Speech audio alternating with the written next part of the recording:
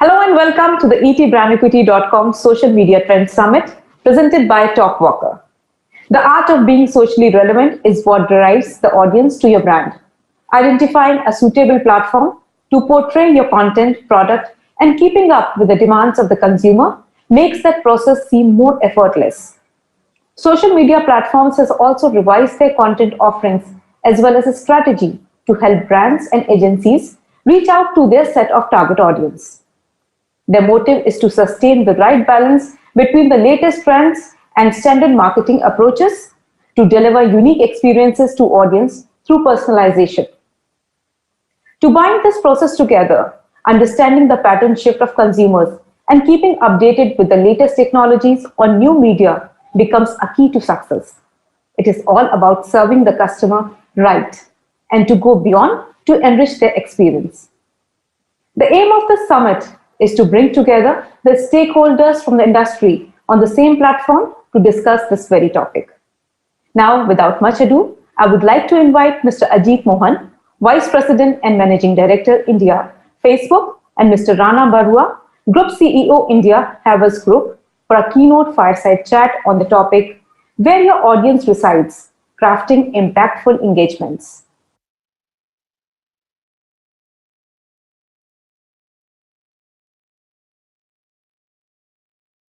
Welcome to a new session today. My name is Rana Barua, and I am the Group CEO of Havas Group, a leading advertising and media group company in India. And it's my pleasure to have a very special guest and an extremely close colleague of mine, Mr. Ajit Mohan, who is the Vice President and Managing Director of Facebook India. Welcome, Ajit, to this very, very interesting session and the next half an hour that you will be spending with me. Thank you, Rana. Great to be here. Okay, so I think, without much ado, if we can kick off this session and just to make it a bit of a kind of a background on what we will be discussing. Of course, coming from where you are, I don't think we need to describe what we will be talking today. But I think, something that we are seeing very closely from the media landscape and the overall advertising landscape and across all our group companies that we are seeing with the clients, that there's been a lot of change that's happening in the social media, whether, we see the kind of stuff that's happening because of pandemic. And I'm sure there are many such questions you've been answering. But what we are witnessing is a great change in kind of media consumptions, the kind of streaming, the kind of choices of viewing that's going on across all forms of social media. So in the context of today, what do you see is a kind of a change that you feel that a lot of us should be aware of? And where do you see is the change that Facebook is naturally taking this on head on because there is a genuine change? So over to you, Ajit, with the question one. Sure, Rana. And I do think, Rana, all of this is framed by how marketing has evolved over the last few years. And especially if I look at it in the Indian context, obviously influenced by a lot what is happening around the world, but in the last 5 years. And I do think if you fundamentally look at marketing as inspiring people to follow your brand, to have interest, to passion around a product or service that you're pitching to consumers, and finally making it easier for them to embrace your product or service, including purchase. The way in which marketing happens and how compelling it is has changed a lot. And I know the context of today's conversation is about social media, but I do wonder whether some of those labels, whether they're valid anymore. I do see people still thinking about marketing as digital marketing, social media marketing. My sense is it's time for us to think about there is marketing, which is the way to do it in terms of the world that we are living in now. And then there is analog marketing that still embraces a way of marketing that is derived from learnings and playbooks that are sometimes decades old, and doesn't reflect the world that we are in today. And in that context, I think a few things to call out. One, of course, and I'm sure Rana will kind of dig into this over the next 20, 25 minutes. One, of course, is the extent to which digital is playing a role in people's lives. And now it's almost a cliche, but it's factually true that what was anyway a fundamental shift that was happening in terms of people spending more time online, as well as people buying things online, has gotten accelerated in the last 6 to 9 months, because the whole world, not just India, had this forced sampling of a very different way of life because of the pandemic. And while it has created a lot of disruption, clearly it's created a lot of disruption in our lives, and people, losing lives around the world, which is not great. It's also starting to drive fundamental shifts in people's lives. People were already starting to spend a lot of time on digital screens. I think what the last 6 months has accelerated is the trend of, in a marketing context, discovering products and services online, and then a dramatic increase in comfort in terms of buying things online. Just to give you a bit of a context, Rana, we did some work with BCG in India, and one of the data points that stood out for me is that 90% of people who bought apparel online, including many who were new to the category for the first time, said they intend to continue the habit. So this is not just a temporary shift. The forced sampling essentially has created a permanent shift in behavior. So I think that's one thing to call out. I think the second thing to call out is the emergence of all kinds of new formats of expression and communication, and introducing new things to people. I think in marketing terms, we can call it as building a brand or helping discovery, but fundamentally it is in this new world, in terms of how people live their lives, in terms of how people engage with others, a large proportion of which is happening online. It's creating all kinds of new formats. And I don't want to put boundaries around it, right? It could be the emergence of short form video. It could be the introduction of AR and VR. I think we're seeing that people are very naturally including AR effects into their communication and expression. It could be the role of influencers, right? Trusted people who a large number of people in the country and around the world are looking to for defining culture, for defining trends. And what does that mean as a platform for discovery? So that's sort of the second thing in my mind, that it is no longer just about companies putting together 30-second and 60-second videos playing out on very large screens is not the only way, and increasingly probably not the majority way in which people around the world are being introduced to new things. And the third one is, I guess, the mechanistics of marketing itself, where,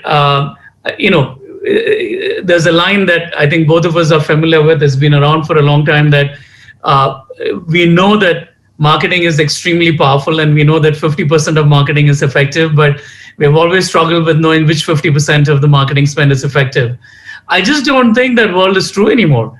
And I think one of the things that has dramatically changed is a lot of marketing is now very clear, very attributable, and you know exactly what you get from the money that you've spent. And of course, I think Facebook as a company and across Facebook and Instagram as marketing platforms has delivered huge value in driving that shift. And I do think in many ways, when I listen to some of the conversations around measurement or viewability, I do think the marketing community has not fully caught up with the reality of the empowerment that has come, where every marketing dollar is today accountable, attributable, and measurable. So for me, Rana, that's kind of the three big things, right? The shift from offline to online, which is very clear, the explosion of new formats and expression, and third,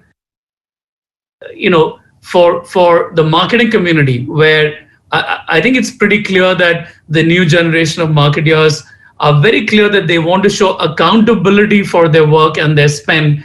I think there's still a lag in recognizing that that world now exists, and it's time to discard our focus on input metrics, right? It's not about are people viewing something and for how long. It's about what exactly are you getting from the money that you're spending on marketing.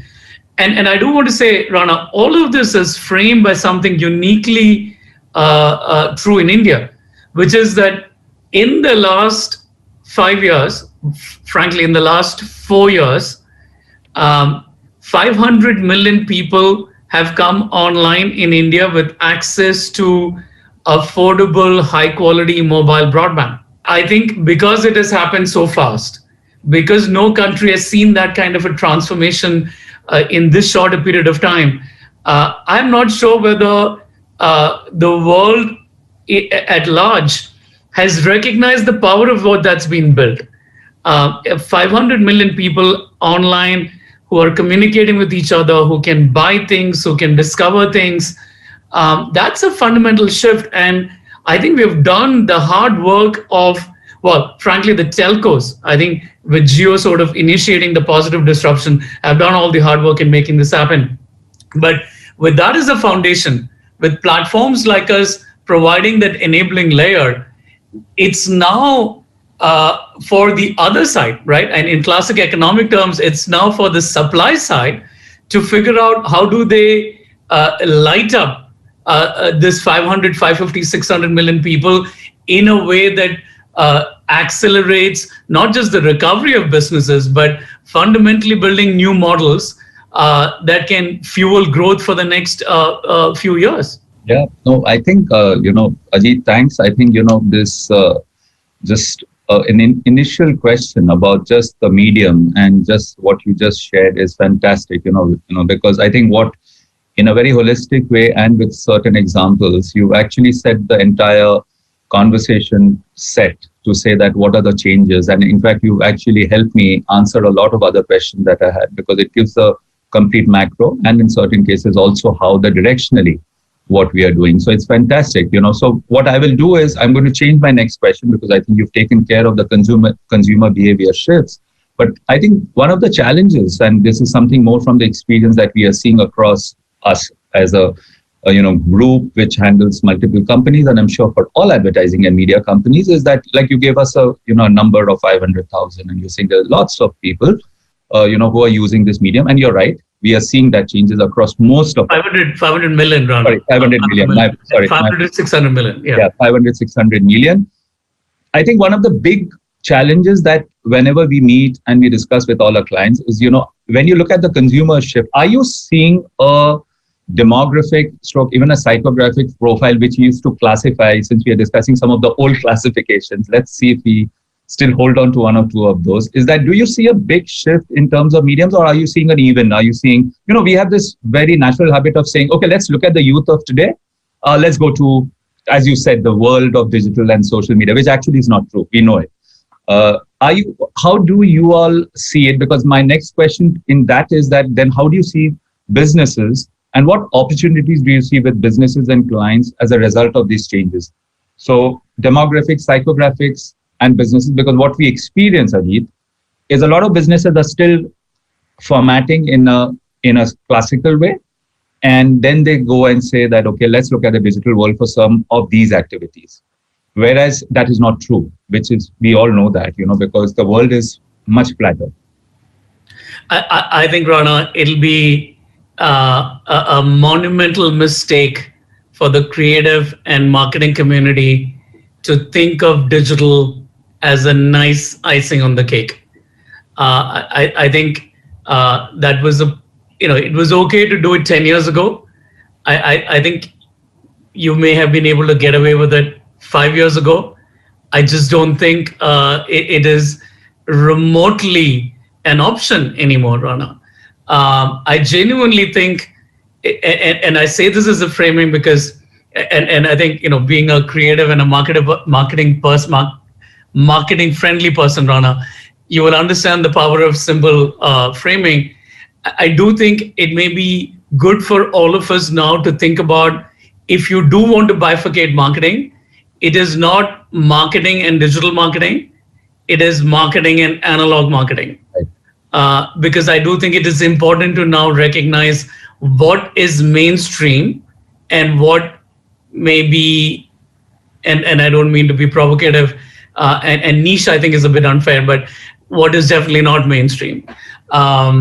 And then I think to your question, I do think, Rana, there are two or three things to it. One, there is no getting away from what is fundamentally a big positive thing, that India is a young country. And we will continue to be on the demographic curve, get younger before the aging starts, right? So that is the macro part of it, is that whenever you are speaking to India as a whole, you are speaking to, in a global context, a very young population with everything positive that comes from it, including desire to create positive outcomes for the life ahead of you, right? What we tend to kind of classify as the aspirational class. It is true. And I've now seen that over the last few years in multiple categories, right? I think there is power in recognizing the aspirational nature of a very young population. And rightly so, because look at how the country has changed in the last 20, 25 years, that momentum towards being aspirational is reinforced by the change that people have seen in their own lives. The other part of it is, and I think which is what you were getting to, is I think it no longer is a luxury to say let's speak to youth, right? Some ways kind of assume that there is a youth and we need to talk to them in a different way. I think that is cliched, right? I'm not sure whether that holds true. And I've also seen in the last few years, and where brands that supposedly are catering to the youth sometimes express the way the old people think the youth should be talked to. So I think that probably is no longer true. Probably it was never true. But then there is the third part, Rana, which I assume that is true for all of us in our lives, is in terms of embracing technology, in terms of embracing new formats of expression, or even new ways of discovering products. I think the age-old curve of there are early adopters and there are followers tends to be true. There seems to be some universality to that across generations and countries and products. And that would be true here as well. That you are likely to see some element of a distribution curve where people are embracing formats faster than others, and maybe age is a big criteria. But to where I started, when you have 600 million people online, and all of those people are leading a life with the mobile screen at the heart of it, probably starting to be large screen broadband homes in a bit, gaming devices over the next few years. The life that they're leading is not the life that they were leading even 4 years ago. And that is true for my 85-year-old dad, and it's true for my 6-year-old son, right? But and frankly, I mean, I'm surprised at the speed with which my dad embraced the internet, going back to the mid-90s. But even the extent to which the mobile plays a role in his life today is different from 4 years ago. So I think the shift is across the board, but I think it's important to understand all the nuances of what it means, that it's a young country, that there will always be a distribution in embracing new technology. And just as an anecdotal story, and I'm pretty sure we are seeing this in our lives. I'm seeing a big difference between my 6.5-year-old son's behavior and my 18-month-old baby's behavior, right? I'm seeing a comfort with the second kid in terms of the mobile. Now, one way to look at it is this is all irresponsible parenting from my side in terms of exposure to screen. But at least in the context of today's discussion, Yes, it just shows the ease with which people are embracing new formats. He assumes certain things of a screen in front of him. I see him, scroll, forget even touch. For my older son, the idea of touching a screen, I was kind of like, wow, he's assuming it. For the second one, the touching is now given. It's sort of, he's scrolling, he's moving in up and down, and I'm seeing him choose videos almost on his own, which is unthinkable. So I do think as a creative community, it's important to recognize all of it, while at the same time, hopefully staying away from all people's stereotypes of what young people like. Yeah, no, I think this excellent. I think just relating to your conversation and seeing the kind of conversations that you see, and you're right, it's all anecdotal, but that's the truth. When I see my unit here and I see the two boys, again, two different generations, and the way they have, whether it's, I don't think it's about irresponsible parenting, Ajit, because I think this is, like you started by saying, if this is the world and this is where India is, it is bound to happen. Now, that's a separate forum, separate conversation about what we need to do. But I think today we will naturally make it sound far more positive and exciting, which brings me to another very interesting question, which is from my group, which is about a meaningful brand study. It's a proprietary tool that we do across the world. And we just recently did an India COVID case study, just trying to figure out what's the mood, what's the sentiment, how are people behaving, what are they saying. It's not like a very large sample, but it was just to figure out how we are talking. And what came out very clearly, that the consumers really want the highest standards of safety and hygiene from most of the brands. Of course, that is understandable. Now, in this kind of scenario, a lot of conversations are happening today about meaningful brands, which is something that we have a proprietary tool, and brands with purpose. I'm sure you're coming across this every now and then. And my question to you is that, because, it is one of the highest influencers, Facebook, Instagram, WhatsApp, you are your culture. It's not your part of culture. It is culture. It's probably, when we define culture many years down the line, it will become one of those words that, this is our culture. How do you all, what is the advice to a lot of these brands from your point of view about how to define meaningful purpose coming from such a strong cultural context? And even if I may use the word, that there is a big cultural influence on the youth that's happening through most of the conversations that your brands are having.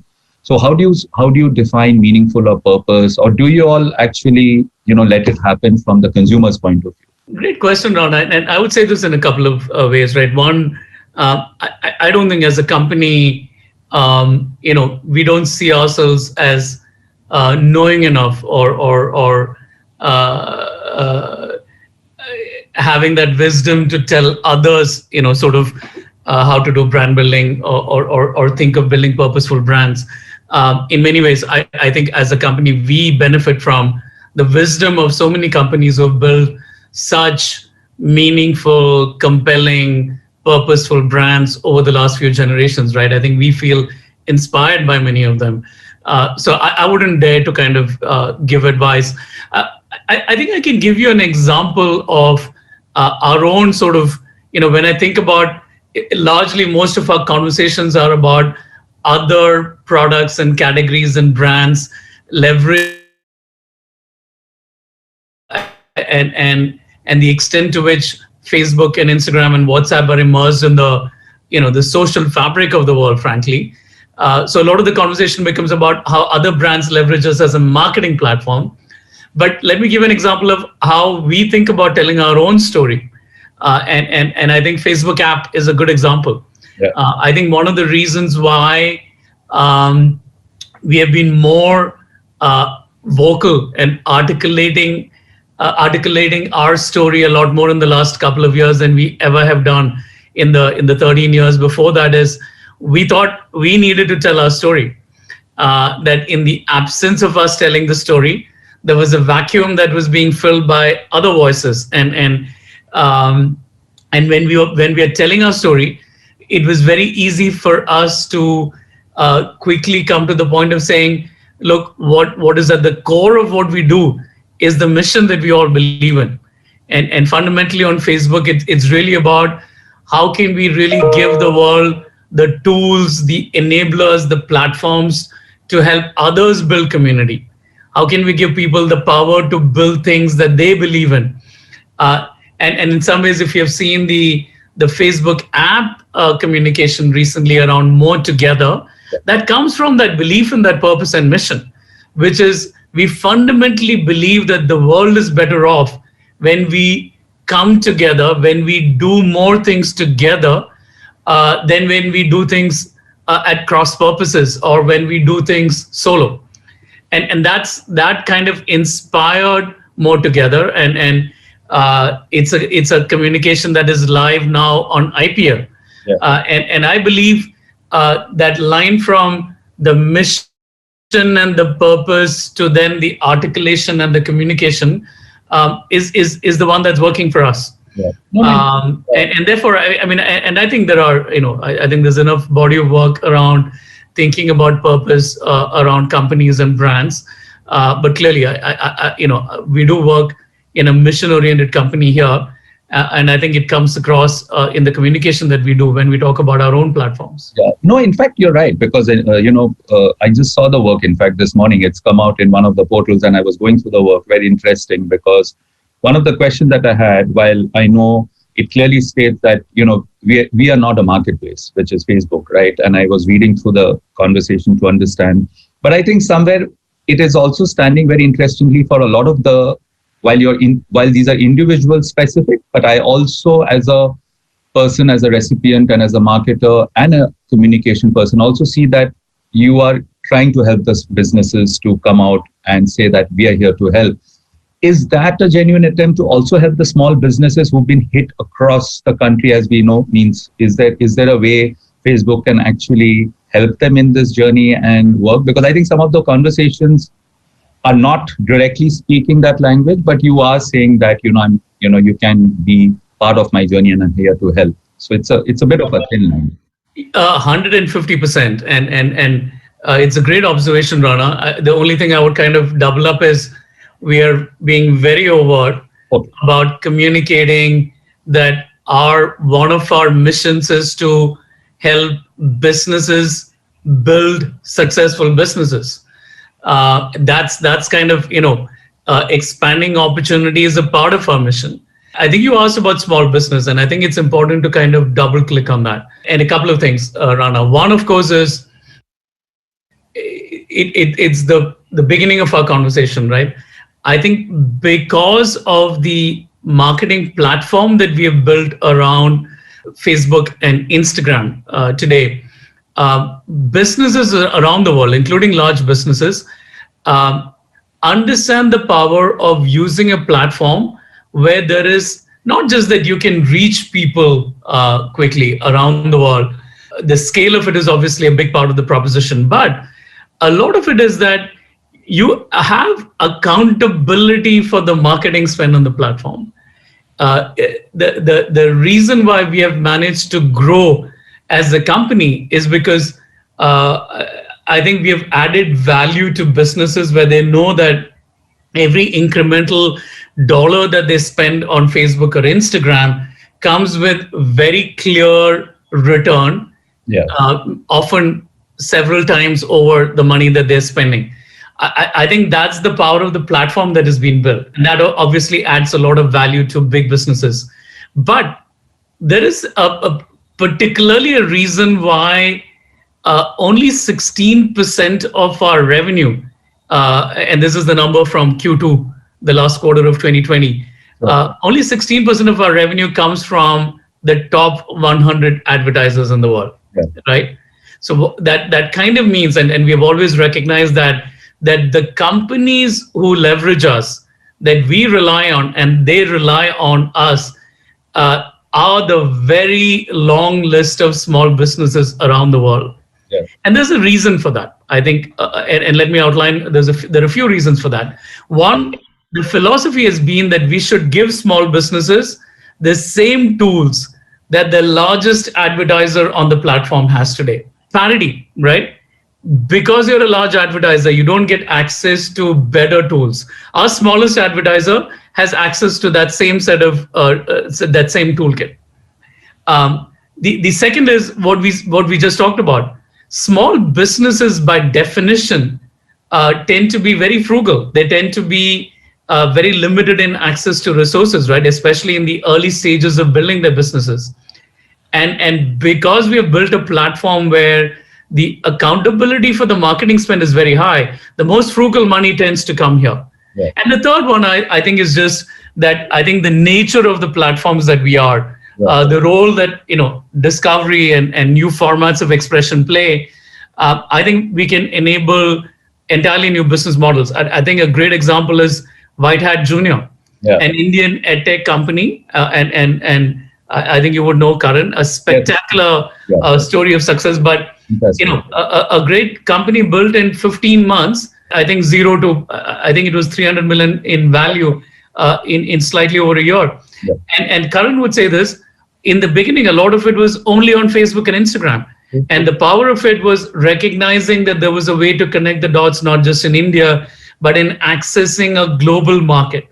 And for me, that's a point of personal passion, Rana, that if we as a company, Facebook as a company in India, can fundamentally fuel the growth of small businesses that can aid economic recovery in India in the short term, but build great business models in the future, including business models that are catering for the world at large. And I think we have the opportunity to do because of the platform that we are. That's something that we want to deliver. And that's the reason why you're seeing us overtly communicate that as well. Excellent. I think that's really, really heartening, because I think, that's the kind of support we need. Ajit, just two quick questions, because, we'll probably be running out of time. One is keeping this whole framework in mind, and naturally, it's not, we don't need to deep dive, but naturally for you, safety is also one of the prime concerns that we keep discussing for all our clients and all advertisers, and especially with so many new, let's say, new advertisers, if I may use the term, people who are like not the top 100 who are familiar with the medium and all.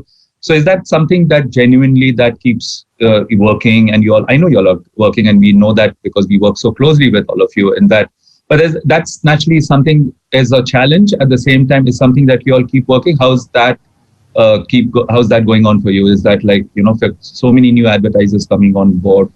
How do you all define the safety protocol again for everyone? So that's binary answer to your question is absolutely yes. We care about it. We care about it deeply.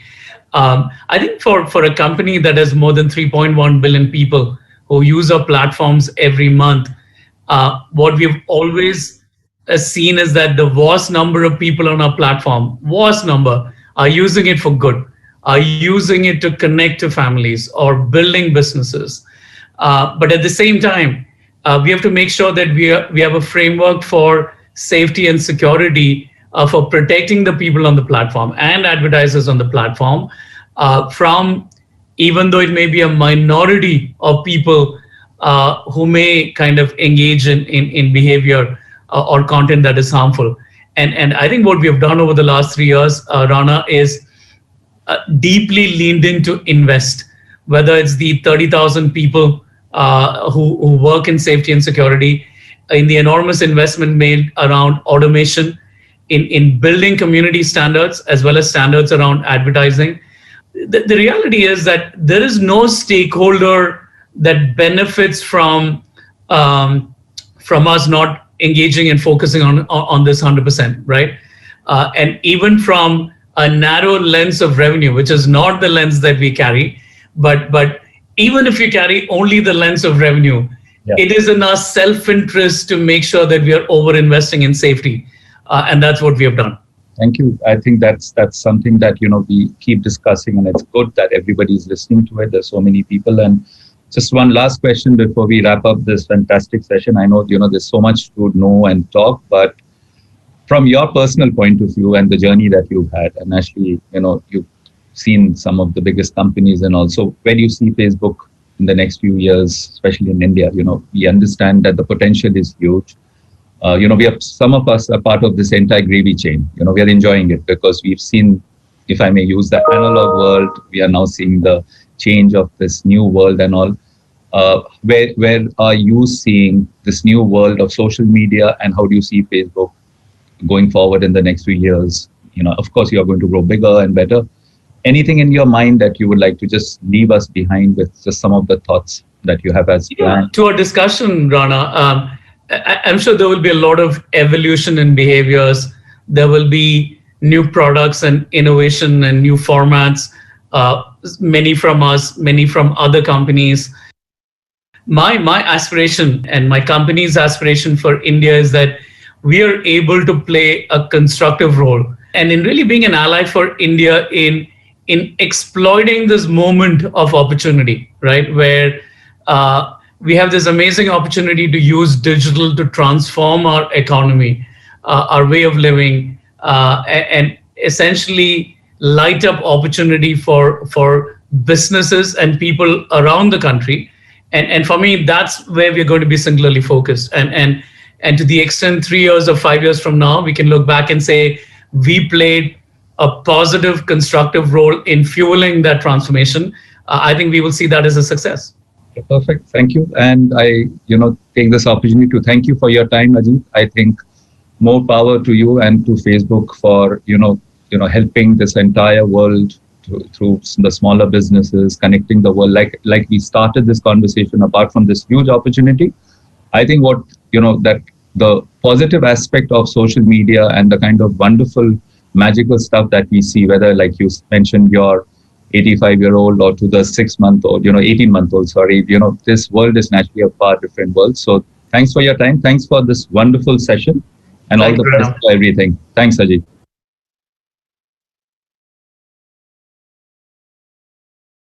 Thank you, gentlemen, for putting everything into perspective and sharing detailed information.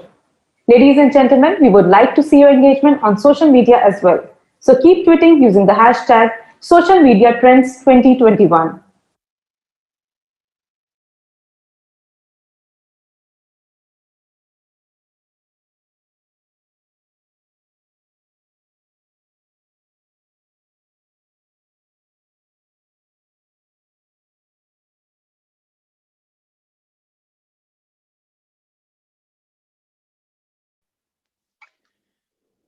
Hey guys, good to be good to be live here and kicking this off. I'm Varun Tugirala. I'm the co-founder and content chief at The Kitch. I also host a podcast and do many other things in life. But we'll get into that as we get into this conversation.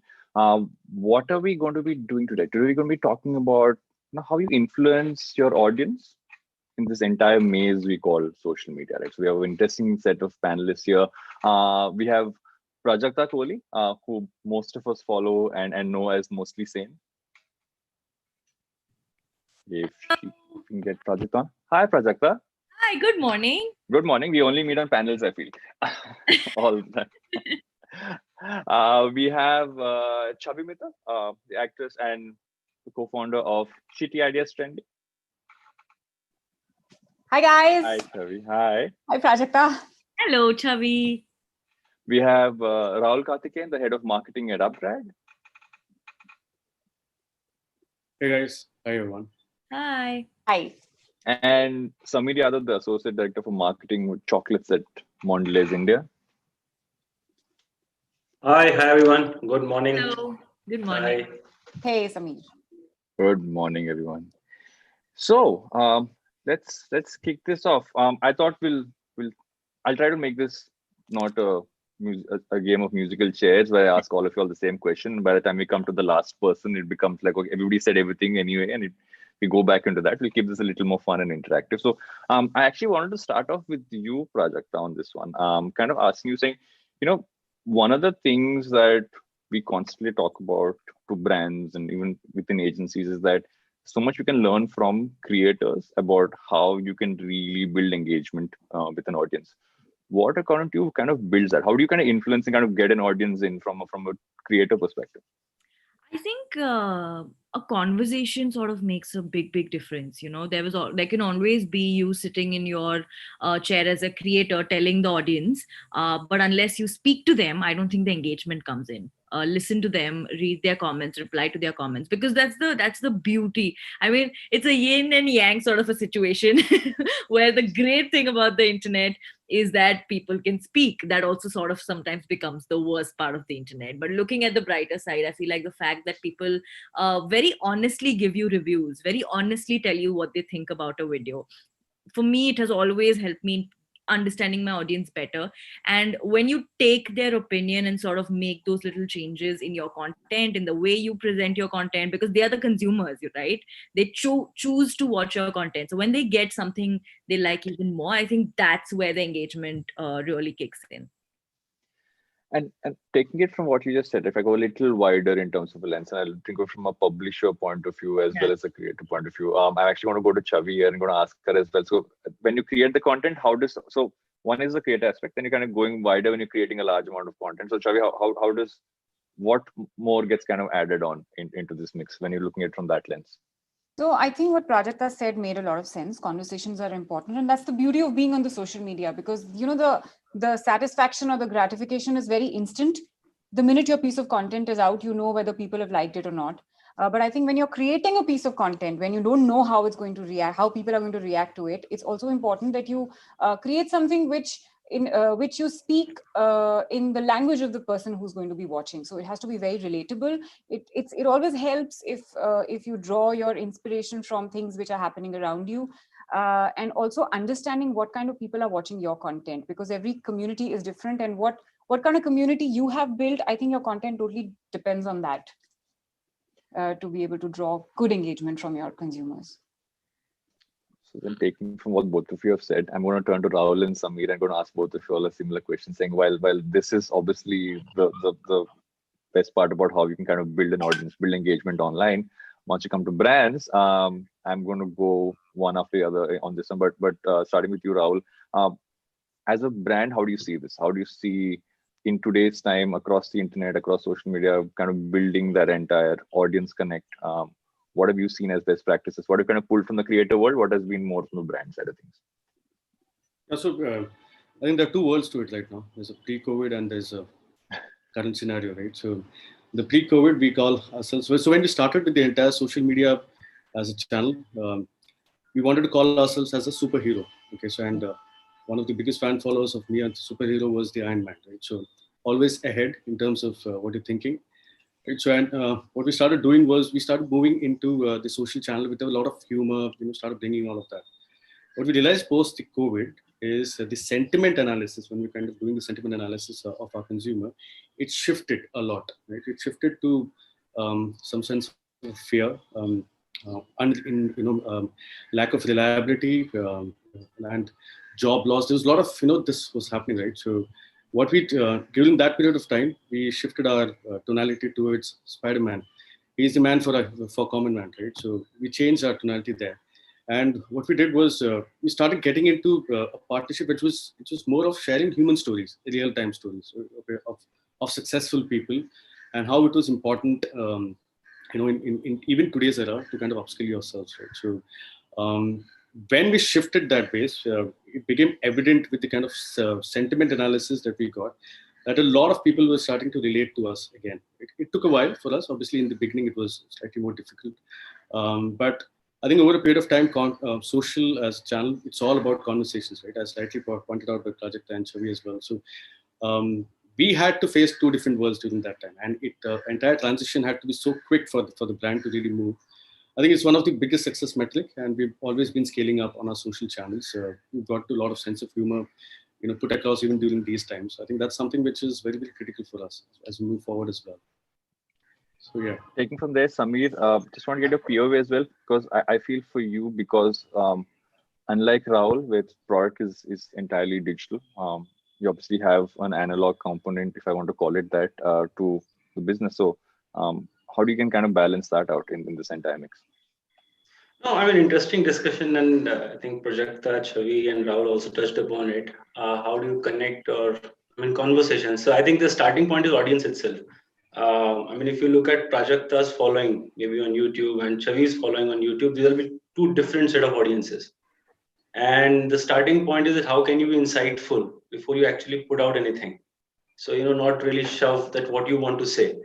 So, I mean, clearly, I mean, even when you put any content out, whether from a brand or I would say, any of the influencers are putting their content out, there might be, 150,000 likes but the interesting part is those 250 comments. And that's where, the whole game starts as you start building the next content or, as you start building the conversations. So, for example, I mean, I remember looking at Chavi's creation of that maid of honor, and me and my wife having a deep conversation about it. Because it was something which was actually impacting us, and hence as you build stories, it's better to actually work on what audiences want or what are they looking for rather than shoving your advertising through. So I think to me that's a very very interesting part. And I think this old age way of saying that SECA or NCCSA India A, it's all gone. I think it's all about interest. I mean, who is getting what is their interest, where are they coming from? I mean, what entertains them. So I think it's a very difficult maze. Honestly, it's a very very difficult thing to manage. I'm happy that I've gone through everybody and nobody's used the words new normal. So I think we were off to a good start on this one. Taking off from what you just said, Samay, I'm actually going to go to Chavi and say that, I think we're looking at authentic content now more than ever, because I think it's what you kind of building relatability in that sense. So when you look at authenticity, I always get that wrong, of content in that place, how do you kind of feed that into kind of building connect? I mean, how do you kind of tweak that to get that right? I think the way I look at it, there is no other option. There is no other way.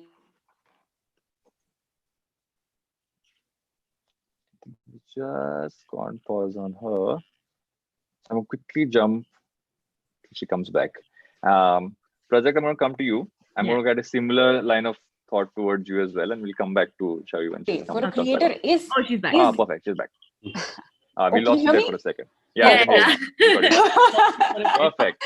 Okay, I don't know what you heard, but I'm going to just repeat it. That for me, there is only one way of creating content, and that is the authentic way. Because until and unless you actually know what you're talking about and you relate to it yourself and have experienced at least some of it yourself, there is no way to make it. And if your content is actually coming from that place, it has to be authentic.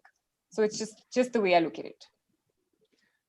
You also make an interesting point about being authentic, right? And it's also about how do you consistently stay authentic, and that becomes a larger part of the journey. So, Prajak, I just want to get your point of view on keeping that consistent. So, at no point kind of taking it off where it becomes, for lack of a better term, it seems like it's a plug, or it seems like it's fake, especially when there's a brand involved in that sense. How do you kind of maintain that across a longer period of time? I think it's just trial and error for. Did you lose me? No. Okay. I thought I lost you. Okay, got it. I think it's just trial and error. Both Chavi and I, we've been creating content for quite some time now, and I'm sure like both of us are still learning with every new video. Every time there's a new branded video that we do, or even if it's a non-branded video, there's always, every week you keep learning and you keep sort of finding your feet with content. And I think that is the simplest way to stay consistent, where just understanding that you'll never really have it by the nerve. You'll never really get it right. There is no one way of doing it. For once, you might just think that, okay, this is something that has worked for me in the past, so I'm going to stick to this. And then it will just suddenly stop working the next week. And you'll be like, what happened there? I did exactly what was working for me. And then you'll try something new that you feel like, this is so off. I don't know if this is something that's going to work, and it'll hit off. And so that's what I'm saying. I feel like, especially in India, our content, our audiences, our consumption is so dynamic. There is no one way of doing it. So I feel like for me, consistency is just keep trying every week and stay in the game and just learn every day. Just have more than enough room to learn.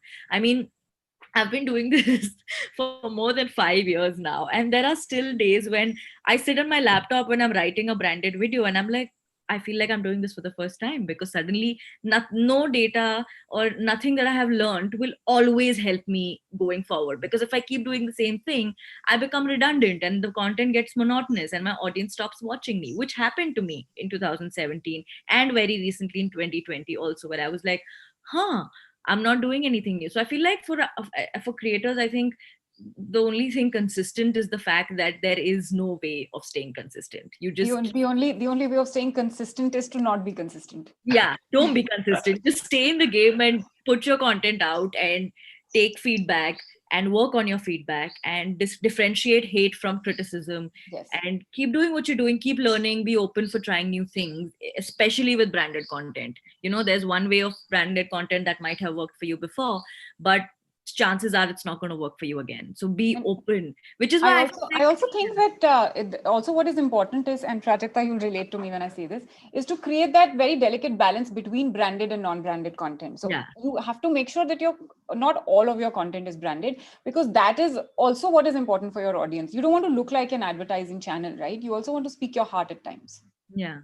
And I think which is why we look at branded content as more as a brand collaboration than a sponsored video, because that way the brand and the brand and the creator meet halfway, where the brand comes to the table with what they want out of the video, but they give, which I'm very happy about, that they give us creators the liberty to sort of take it from there and sort of give our audiences what they want along with which is why I feel like that is the collaboration bit of it. It's like a husband-wife relationship. It's a marriage in the true sense. I wouldn't know about that yet, but soon.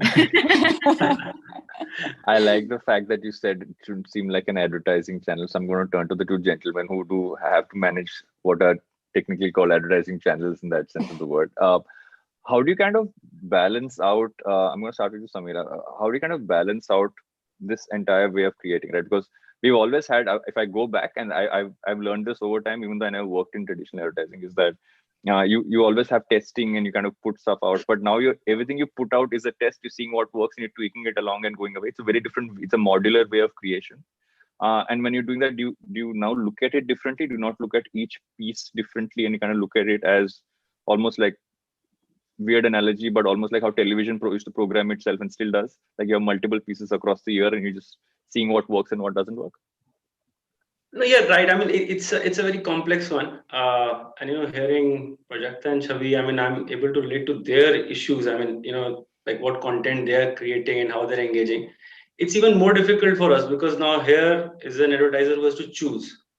And there's no formula. There's no formula. So I think what is important is, firstly, knowing your audience. Secondly, even knowing the medium and the format. Now, for example, if you go on Instagram or if you go on Facebook, on YouTube, what is split screen and what is, carousel and what will work and what will, keep your interest. And third would be then, of course, the message and the messenger.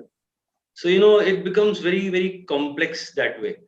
Is there a formula? No, but we are trying out multiple things. So, for example, clearly, we believe a lot in personalization at scale. So, sort of delivering distinct messages to distinct consumer cohorts.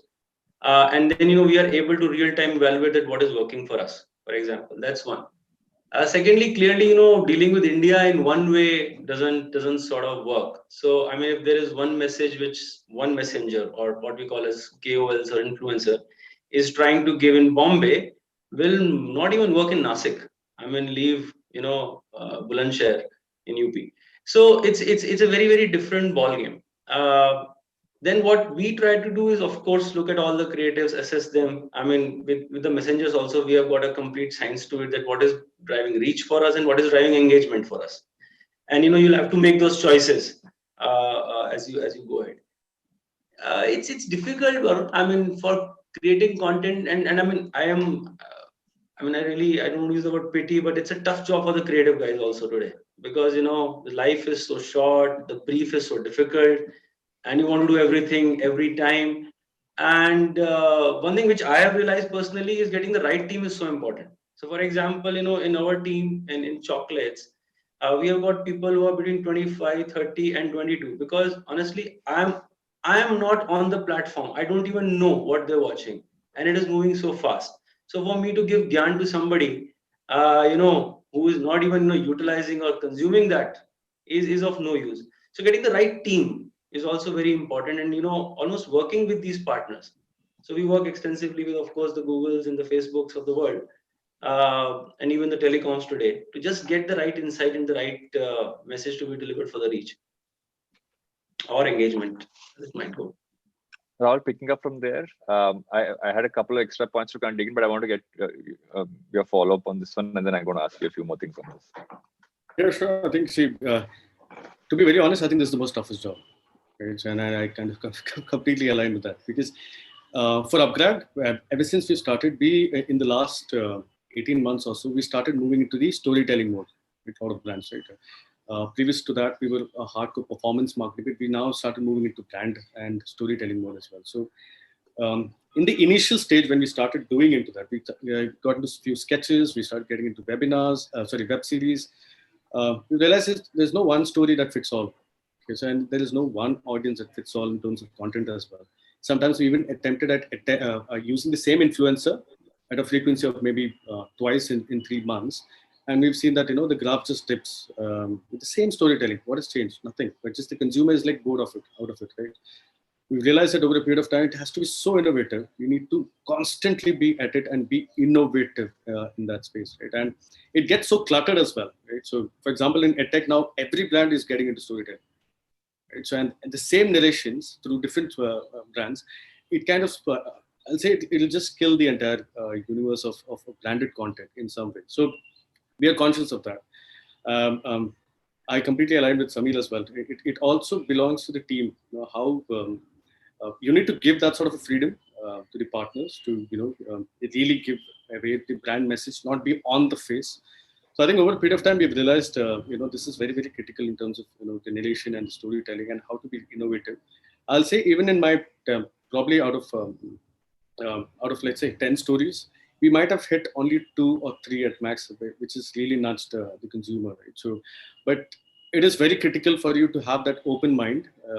It's okay to not look into each and every content with that needle out there saying that this is not performed. I don't think we're going ahead with that, right? So we don't want to be that brand. We are pretty clear that storytelling is the essence.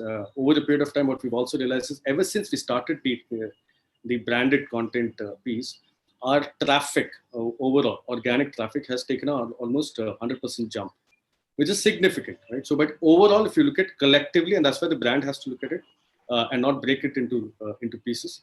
If you're able to kind of generate that sort of a conversation and volumes, I think you're right there. So it's okay to not penalize anybody else for that. I think it's okay to kind of go wrong. That's fine. And the brand needs to understand that, and I think the partners need to also work with that. You're going to make me cry, by the way. That was so nice.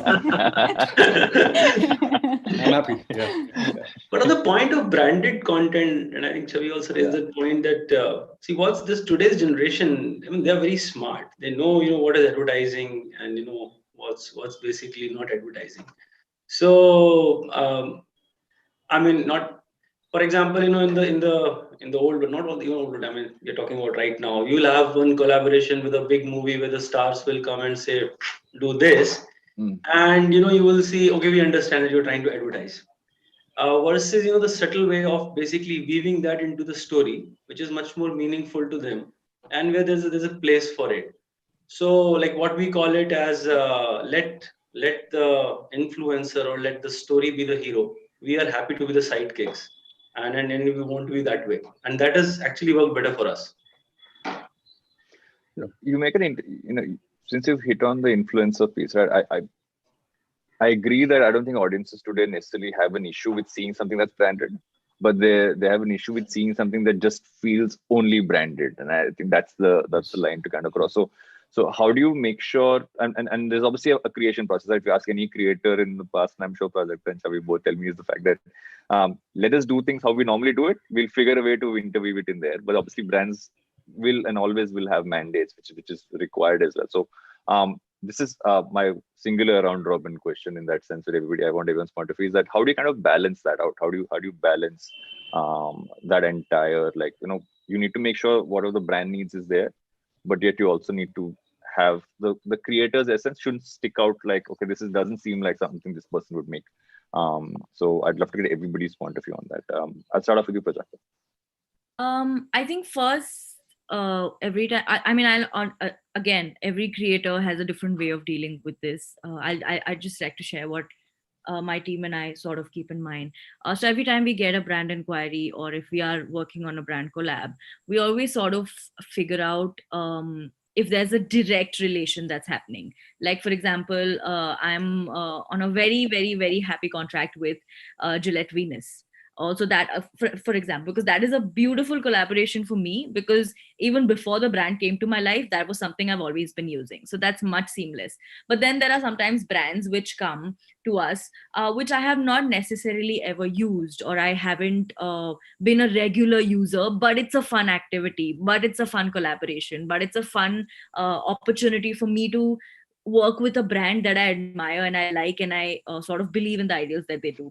So I feel like each of these, both these conversations will be very different from each other. But one thing that always is constant is that I will, like you said, I will always make sure that the language of content that I speak in is something that my audience came to me for. Also, why the brand came to me for, if you look at it in the first place. Secondly, there's this one thing that another creative friend of mine, Bunik, told me, which I always follow, where he said that, every time you write a brand script, take the brand out of the script. If the script still works, then you have a seamlessly integrated product into a script that makes the brand as well as the audience happy. So I feel like this is a filter that I always have in mind. Another thing that sort of really works with branded content is when you involve your audience um, in the goodies, like if you do giveaways, if you do discount coupons, that's always that something works, because then the audience is like, okay, great, so now it's not just you earning money, we also get something into this. So it's like an inclusive effort that happens, which has always again been very great for us. Like there are some giveaways, and so we do a lot of giveaways and discount coupons with Mevi. So a lot of my audience comes back saying, hey, when is your next Mevi video coming? Like, when are you going to do a video with Mevi now? Because we would really like, what is your discount coupon for them? So that way, even the brand, even the audience and the brand sort of get along through the creator medium. So I feel like here are a few things that I usually have in mind. Then again, we always see what the brand stands for. If there is a brand that comes up and speaks about fairness creams and perfect skin, then that is not something that I'm going to ever stand for, because that's not the stance I've taken as a person or as a creator online. So all these filters sort of go through when we are building this. But overall, as long as it's a collaboration, as long as it's, because we've had videos where it has worked. Touch wood, I have been very lucky to work with brands who sort of gave me the liberty as a creator to create content, and which worked for both of us. But then again, there are always a couple of videos that come in telling you, nahi, इतने बार बोलना है, मतलब बोलना है, इधर बोलना है, इधर बोलना है, ऐसे बोलना है, ऐसे बोलना है, ऐसे पकड़ना है, ऐसे पकड़ना है. And sometimes you just have to do it, and then the brand sees how it backfires. There are a couple videos I did in 2019 that dent my content that I'm still trying to recover from.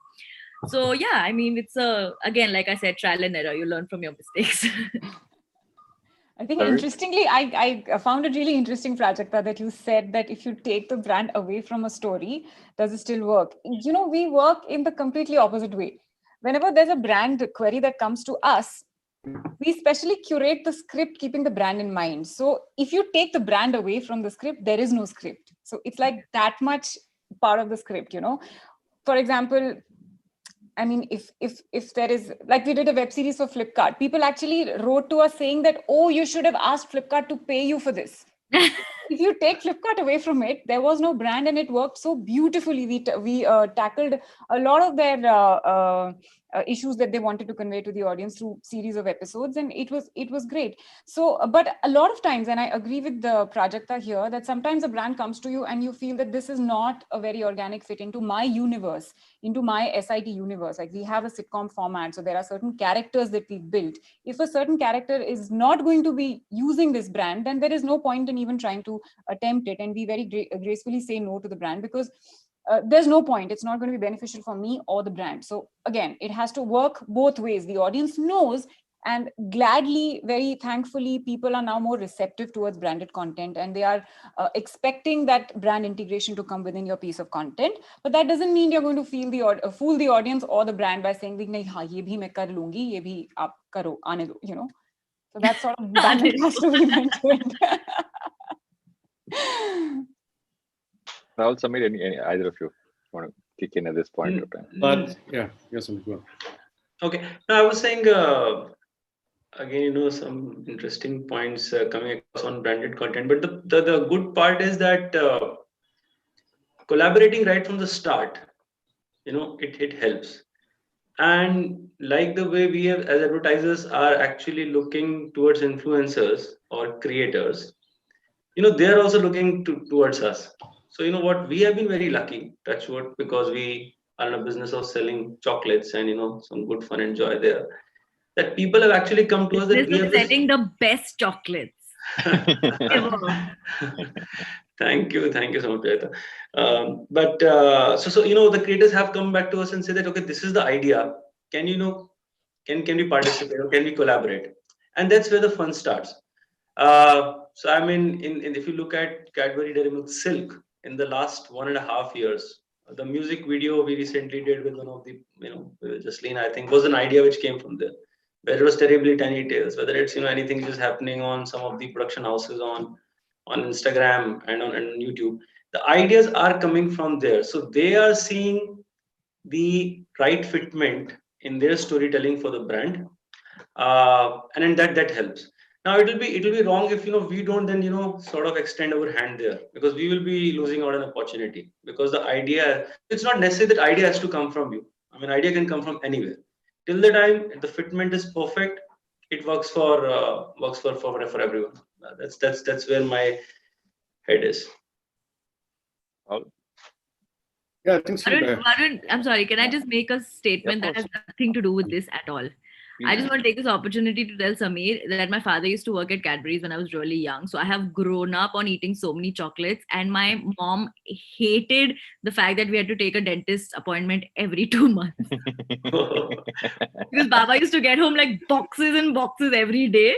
And I was just like, it's just a nostalgic moment here for me. Sorry, guys. I just have to Thane? Was he working at Thane? Yeah, in Thane. I just have to add to that through lockdown, I've realized that I've actually kept packets full of chocolates at home, because I have a 3-year-old who I'm over time just handed to her. Oh my God, save up for the dentist visits. Well. Thank you so much, guys. Keep going. We need you. Okay, sorry. Rahul. Sorry, Rahul. No, it's just like, it's good. I mean, this is also a new content.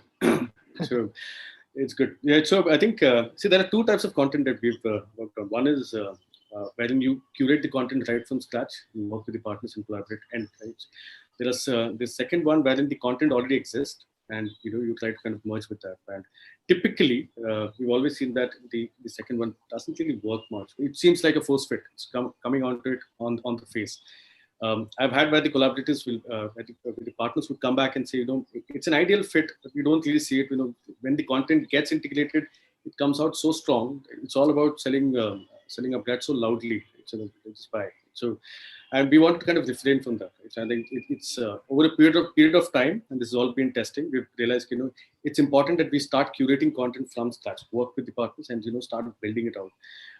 That's where the organic essence of the brand also comes out, and and you don't want to be anything apart from that. Specifically, we are in an edtech space. The sentiment that is slightly more higher, from that, because we're all talking about upskilling and changing careers of tomorrow's, right? So it is very, very important that we're lifelong learning partners for them. So we're not that sort of a brand wherein we want to kind of put it out there on the face, right? So that's something which we've learned, and of course, it all boils down to the collaboration. Right? And how much of where should the brand stop? Okay, you can't go ahead of this in terms of the creative world of the partner, and where does the creative can stop as well, when the brand can just that's it. I think this is the space that we should be.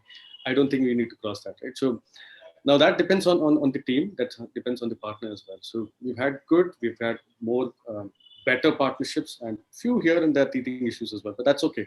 And that's part and parcel. So I think it's all about that, right? So understanding what sort of content are you trying to push, and how relevant are you, and give that sort of freedom out there.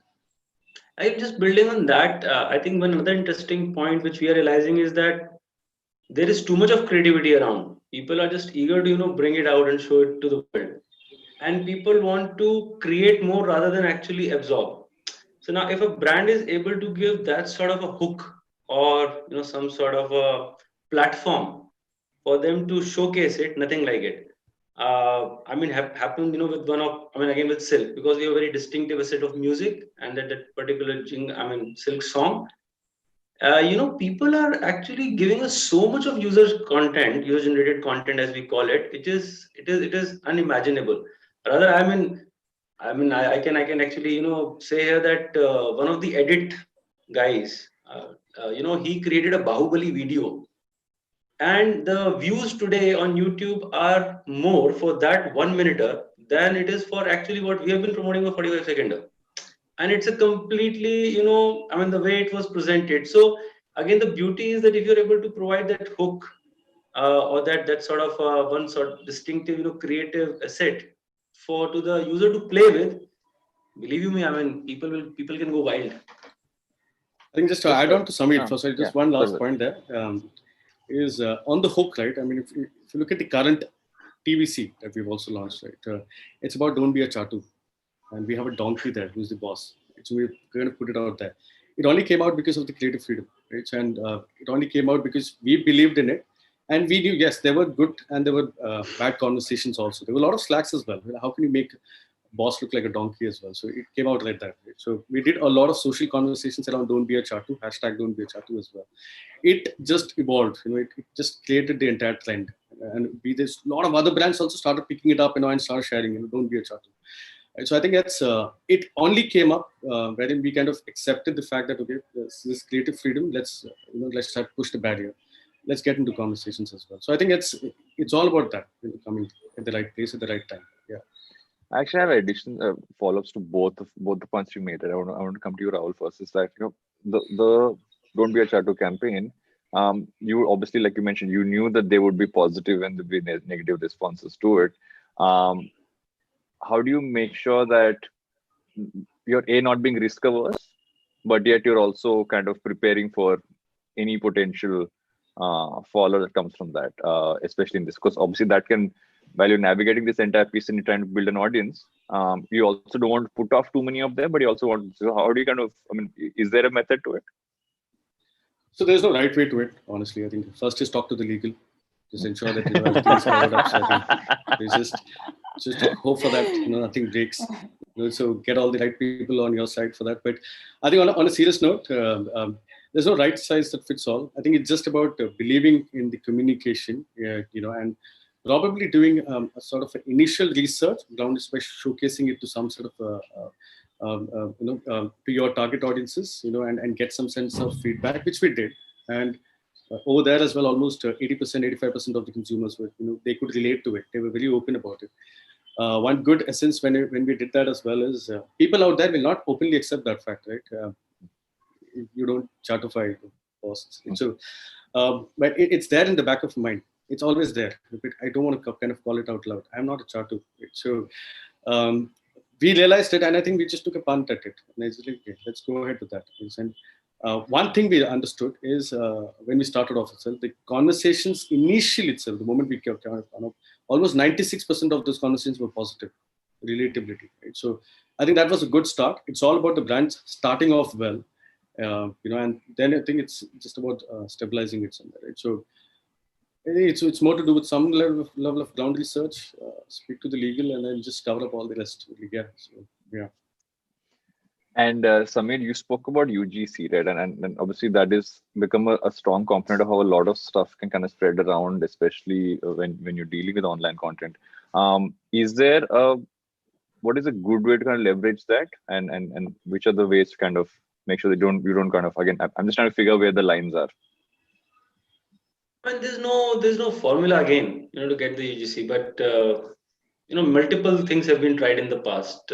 Prajakta was saying, throw in some goodies, you do this, and then you'll get some content, something like that. But what we have realized is of late is that if sort of again give some stimulus to the consumers and make them famous in some way is what sort of works better.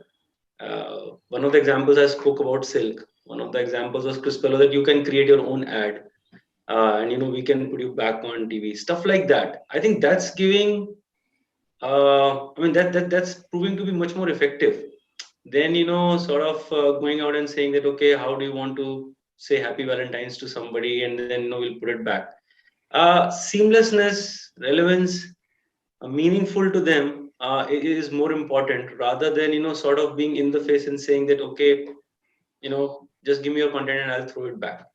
I mean, TikTok, if you see some time back, and many brands have used it very, very efficiently just to get mass reach. If you see, actually, there it was not about I mean, somebody asking for a user generated content, but providing a stimulus that what can you do within the framework, if it's a song or a dance or a step or a, I don't know, some dialogue, something, and then put it back, and then it starts to happen.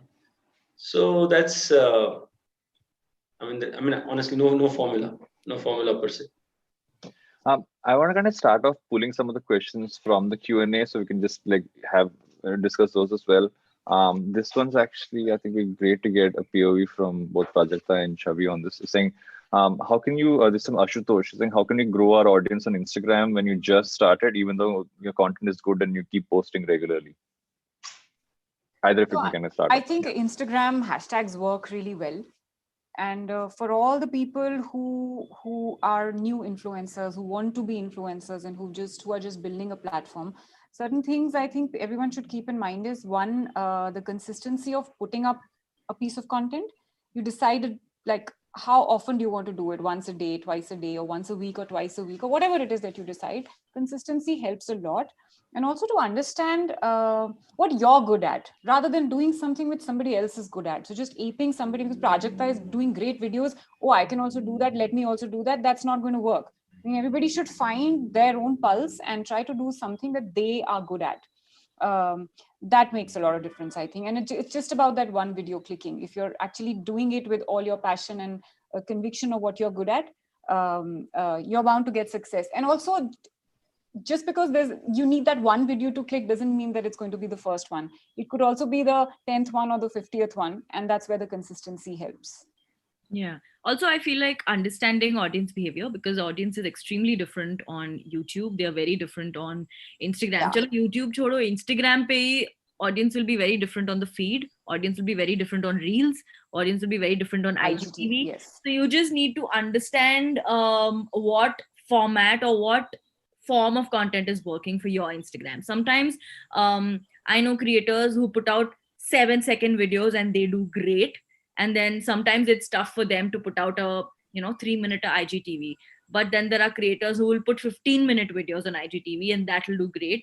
And when they put like 50-second videos, people are like, no, you know what, we want more. So just try to understand how much time your audience is spending on which aspect of Instagram. And I think that will help you sort of curate content to deliver it to your audience. Also, like Chavi said, it is never like that's the thing, like you start off and then it takes some time to set the ball rolling. You have to create content, and if you have just started off and your content, Ashutosh, is already great, then I don't think you're very far away from a time when one picks up and then the other picks up. But for that, you need to keep putting out content.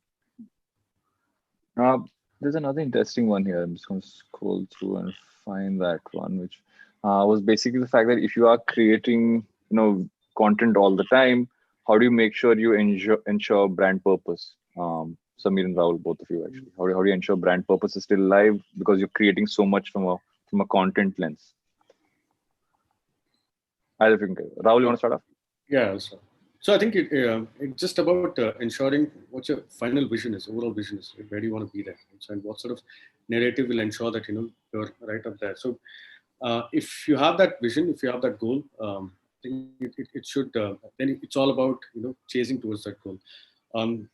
There will be lots and lots of storytelling, which will probably go into a different tangent altogether. But it's just sticking to that last essence. So it's very critical that where the brand needs to stand. You know how reliability, authenticity, all of that we spoke about is the essence of that brand, and you cannot divert from that. Right? So it is critical for us to be part of that. So while building content, there are two things which we need to ensure. Is one is the frequency, and second is the entire reliability and authenticity of that. Right? So if you are conscious of that factor, and while you're chasing, I think you'll be there. You'll be in the right place.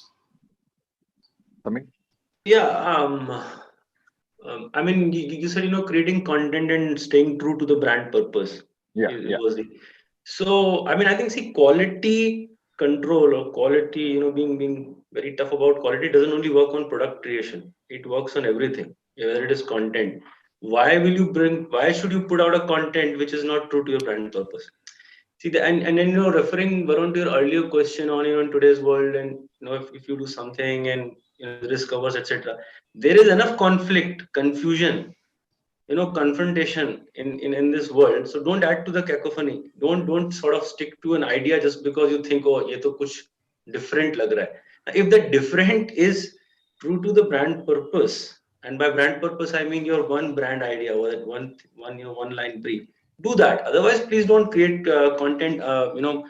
If it is not. So we don't create content just so that we have to put out something new.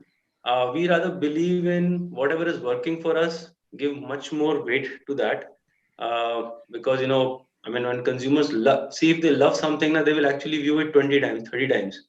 They'll actually start making it a part of their daily ritual.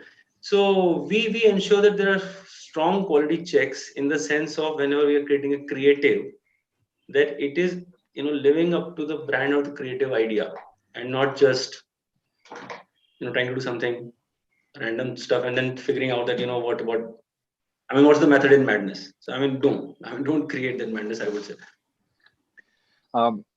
Project, there's a question from Rajiv Bhatia for you specifically, saying how do you know, and how does, I mean, I'm guessing what he's trying to understand is when you look at how much time your audience is spending on each of the platforms that you put content out on, does that almost like affect how you create your content? Are you, like, if you look at YouTube, you look at stuff you put on Reels, stuff you put as an Instagram post, and so on and so forth.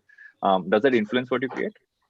But before that, is it Rajiv Bhatia or is it Akshay Kumar? Which one is it? Is his secret name also Akshay Kumar, for all you know?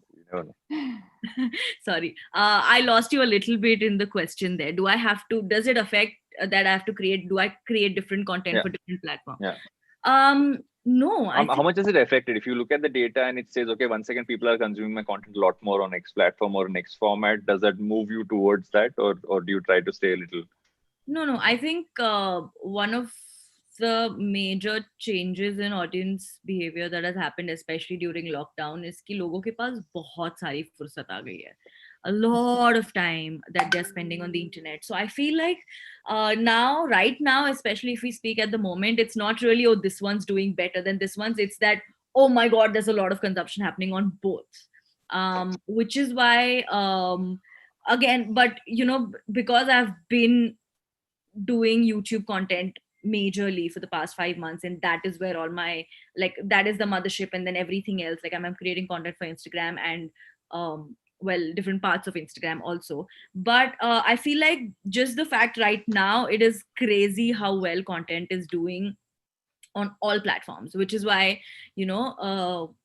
TikTok left us, but then very quickly there were hundreds of new short form content apps that picked up very quickly and are doing really great. So I feel like but when it does come to uploading content on different platforms, the beauty of content is that you can sort of chop it up according to consumer behaviors on different platforms. For example, if I see that my Instagram has started doing better than it was last week, what I can also do is use all that extra traffic to sort of to get that traffic to my YouTube. For example, if I have a YouTube video going up, what I'll do is I'll make a 1-minute teaser cut for it for Instagram. I'll make a 15-second reel cut for it for my stories, and for Reels, saying, you know what, do you like this 15 seconds?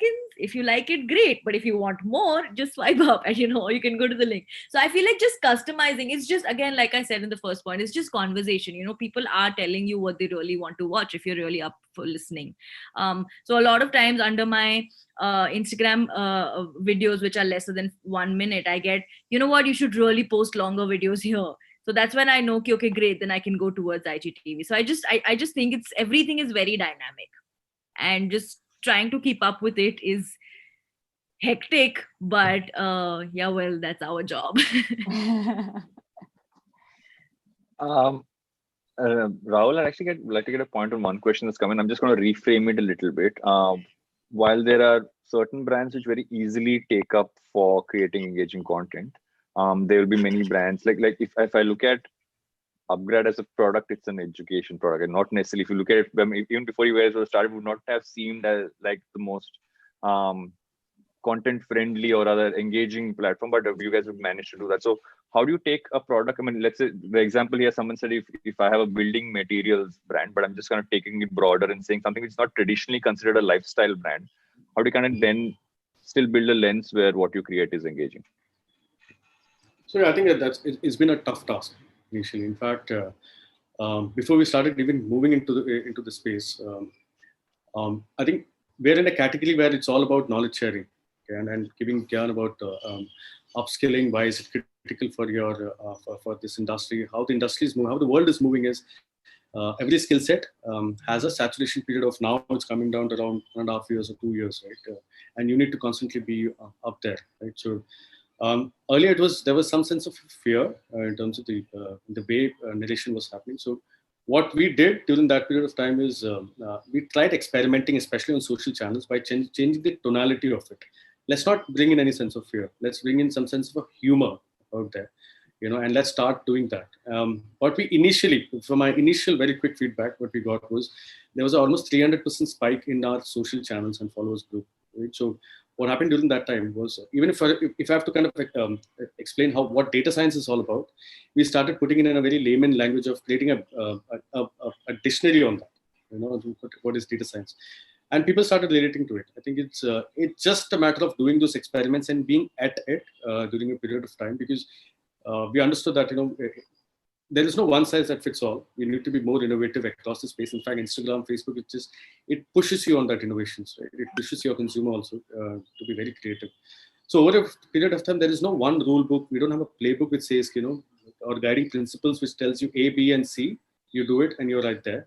We have to be very, very innovative. So I think for every brand, you need to first accept that, whether you have to get into this space in the first place, whether you need to challenge your creativity. I think second is, then when you move into that space, you need to then keep evolving yourself, keep changing the story, and you will end up, I think. But I think the last point here is, which we have realized, is patience. Lots and lots of patience in building this content, right? So you will not be able to kind of crack this code there is no one size fits all which can be cracked in 3 months or 6 months, right? Some brands achieve it in 1 month. Some brands need to be patient for like 12 months as well. So it depends on the category as well. We've been patient, right? So, and it took us almost 18 months to grow and where we are. So it's all about that. It's just understanding all of that. Perfect. Samir, there's actually a couple of direct questions. I think one we've answered earlier when you were having a chat, but the other one is interesting, saying, this is from Chandan. He's saying, how has the response been for your customized chocolate gifting pieces that you've been doing? And has that been helping the brand? Almost like kind of using that as a way to build engagement. How has that been? Yes, it has been doing very well. Rather, what we are realizing that personalization or customization at every level is, actually, I mean, that's the next way forward. Even to the extent that recently we had a brand cast by YouTube, and even that was customized. In which we were asked that what are the genres you want to listen to, and I was sent a link which was for me only. So customization is the way to go. Yes, it's working very beautifully. Is it scalable? I think early days.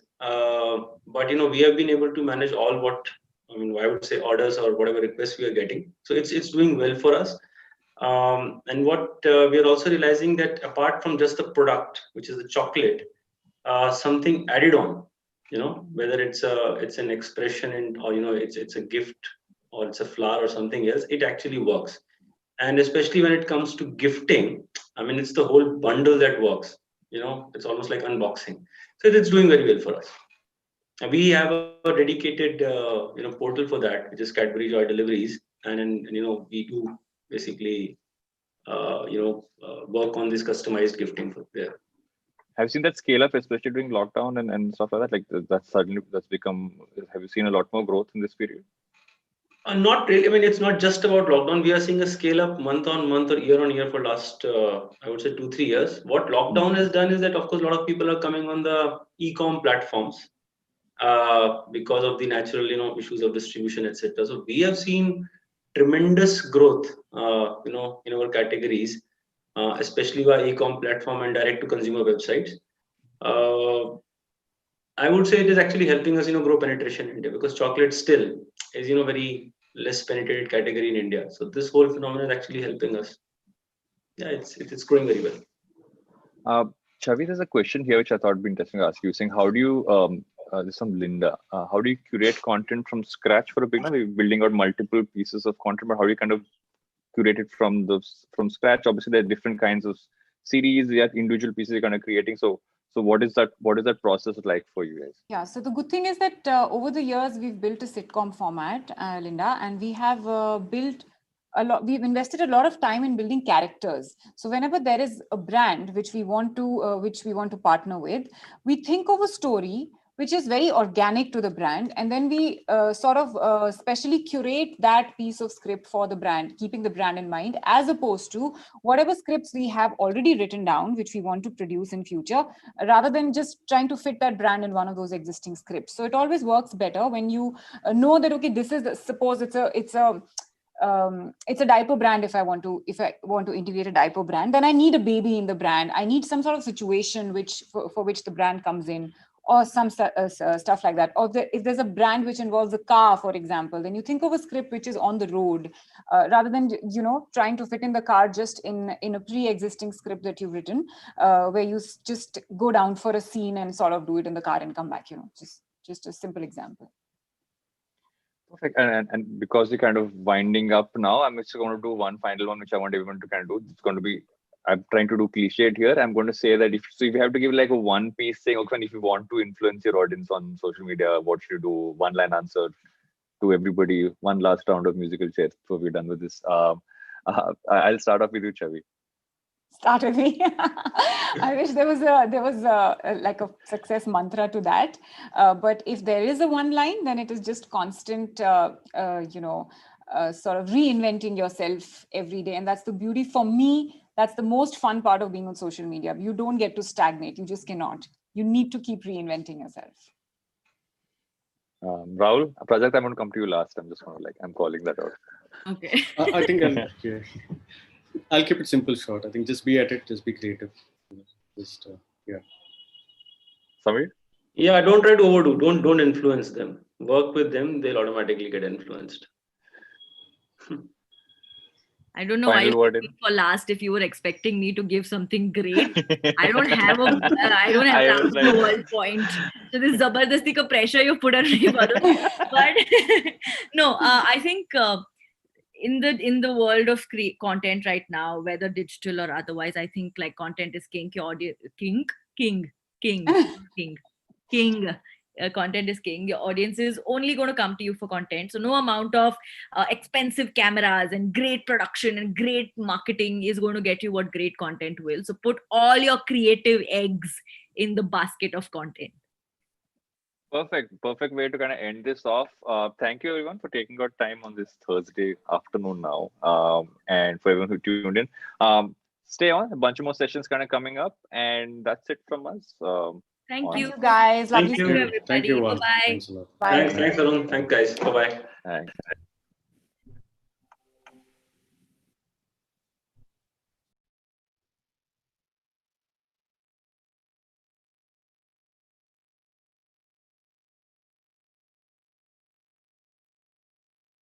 Now we would like to call upon Benjamin Soubise, who heads Talkwalker in APAC, to introduce us to the report that his team at Talkwalker have worked on.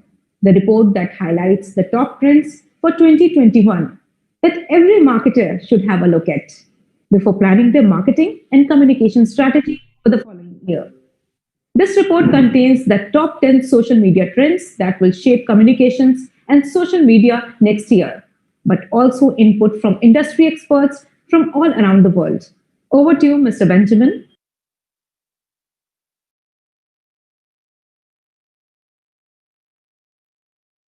Good morning, everyone, and thank you for joining us today.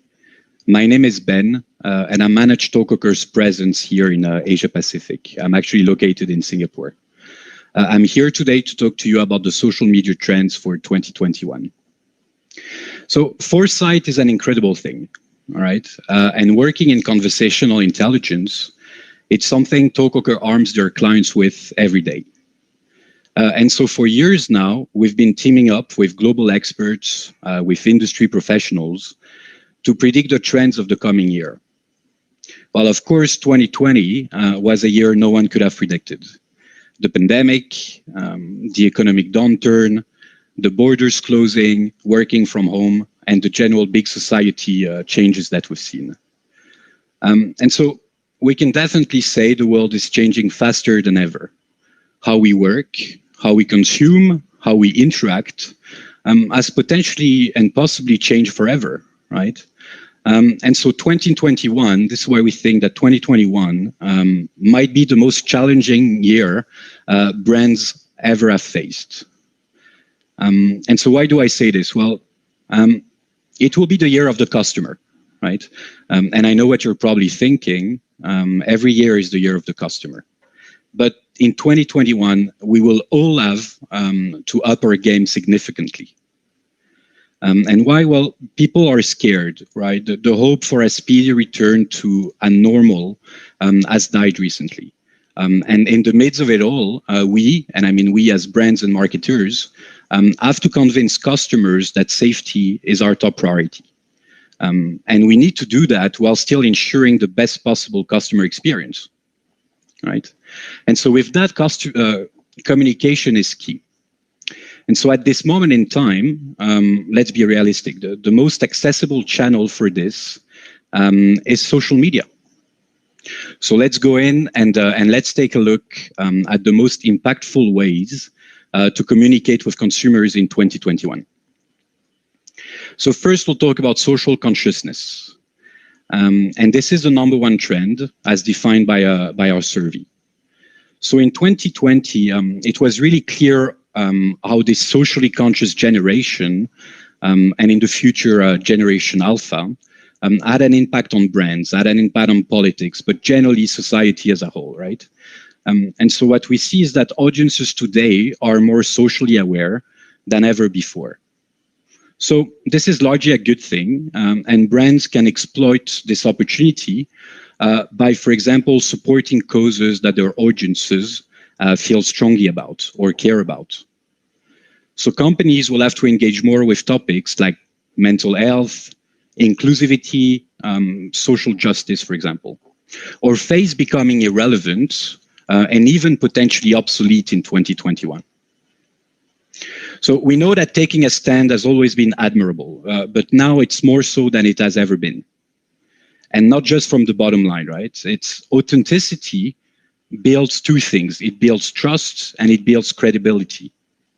And both of which are values that are in incredibly high demand at the moment. And we expect this to grow. So we'll see brands, will slowly start to reposition themselves dramatically over the coming months, and moving away from marketing methodology to something that is more cause-driven messaging, if you want. Socially conscious marketing isn't a quick trick, right? It's not a quick fix. It's not something you can do and invent in one day. And it's important to mention that because brands that will act superficially will clearly flounder when called out by consumers, right? Whereas the brands that do it in an authentic way and engage with the issues that matter will thrive because the younger generation increase their spending power. Next, if we look at generally conversation, and by that I mean that conversation between brands and consumers, and we expect this to be really a two-way street. Marketing is a two-way street, we know that. But brands can no longer shut their messages into the void and be like hoping for the best, right? Instead, it's all about conversations. It's about connection. Having conversation with consumers to build those relationships and then create sales. So marketing has always been about telling the right stories and telling it to the right audience and at the right time. But now it's way more than that.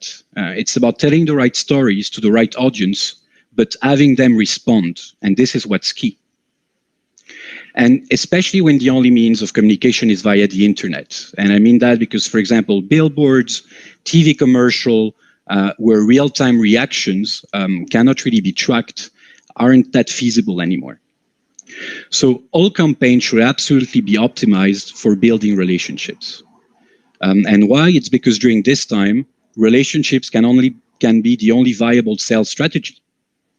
So in 2021, we also expect brands and platform to engage in more AI-led opportunities. And this is to connect more with more customers and consumers. So promotions, for example, will become less forced and derive more from natural conversations and establish relationship with consumers. Another point that we want to highlight is, and another trend is the 4 C's of COVID content, right? So 2020, so all of us talk a lot about COVID all the time.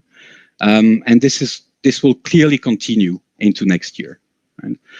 But there is a way to go about it and to try and soften the blow. So brands will need to adapt their communication with this in mind, right?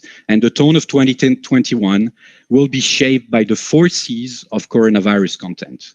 And so the 4 C's are community, contactless, cleanliness, and also compassion, right? And so these 4 C's will definitely shape brand communication over the coming year. And they will adapt as the key consumer concerns, our concerns, will change. And we'll see brand connect more with their consumers, analyzing more their conversation to really understand the root and the details of those concerns. But that will enable brands to then tackle these issues more effectively. This means that communication strategies should be defined around the customer experience in relation to COVID. In a way, reassurance is key, and your customers will clearly thank you for it. Something else that we want to mention, coming from our report is digital, is around digital, right? And digital is the name of the game. So we all know digital is no longer an option. It's no longer a concept, right? It's been at the forefront for many years now. We've seen companies well engaged into it and some companies, that had to be a bit more forced into it recently. But it was there, for a long time. And this is actually quite fortunate for us because adapting to COVID was not an impossible task for the workforce. But when speaking about digital, we're speaking of digital, we must really talk more than just digital transformation. And what I mean by that is that digital is about data. Digital is about tracking. And arming your team with the correct insights opens up a whole new avenue of opportunity that they can then use to make 2021 a successful year. For example, shoots or travel, even though somewhat resumed here and there, will still be a far cry for next year. And so producing content online and focusing on the various channels of distribution could make or break your 2021.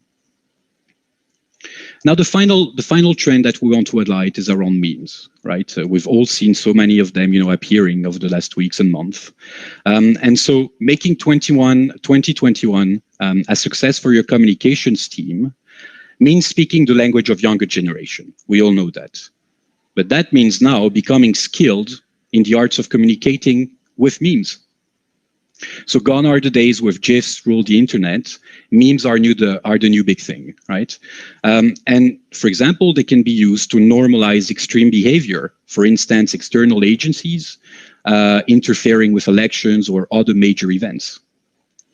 And while it's impossible to predict the next meme, they're sure to appear across social media in the coming years, and most likely even filter their way into mainstream media.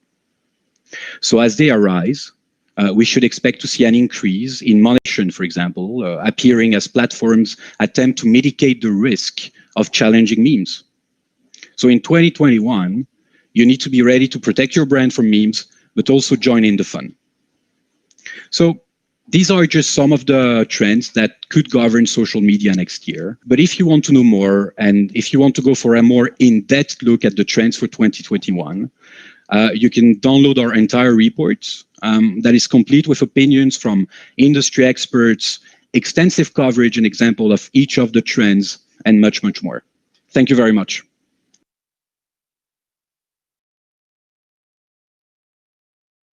Thank you, Mr. Benjamin, for the highlights of the insightful report. Stay connected and keep tweeting using the hashtag Social Media Trends 2021. With this, we'll move on to the next session.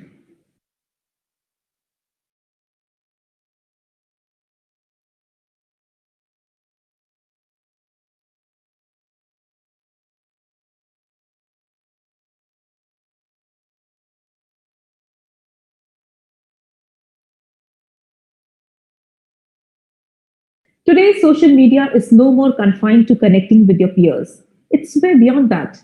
In this session, we have two major brands of their own category, and they'll be discussing the evolution of social media content, unfolding changes.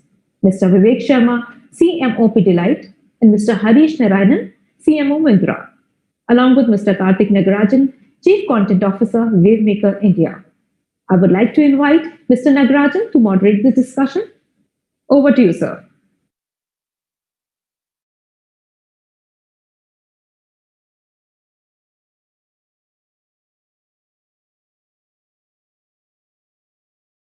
Welcome to this session on evolution of social media content, where we talk about the unfolding changes in this medium. And I can't ask for a better panel on this one. I know we all say this before the beginning of any session, but I actually mean it because we have Harish, who's the CMO of Myntra, who can talk to us about this extraordinary confluence of an e-com brand and social media, where they're in many ways dependent on each other. And then we have Vivek, the CMO of Pidilite, a legendary brand which is built on how it has communicated.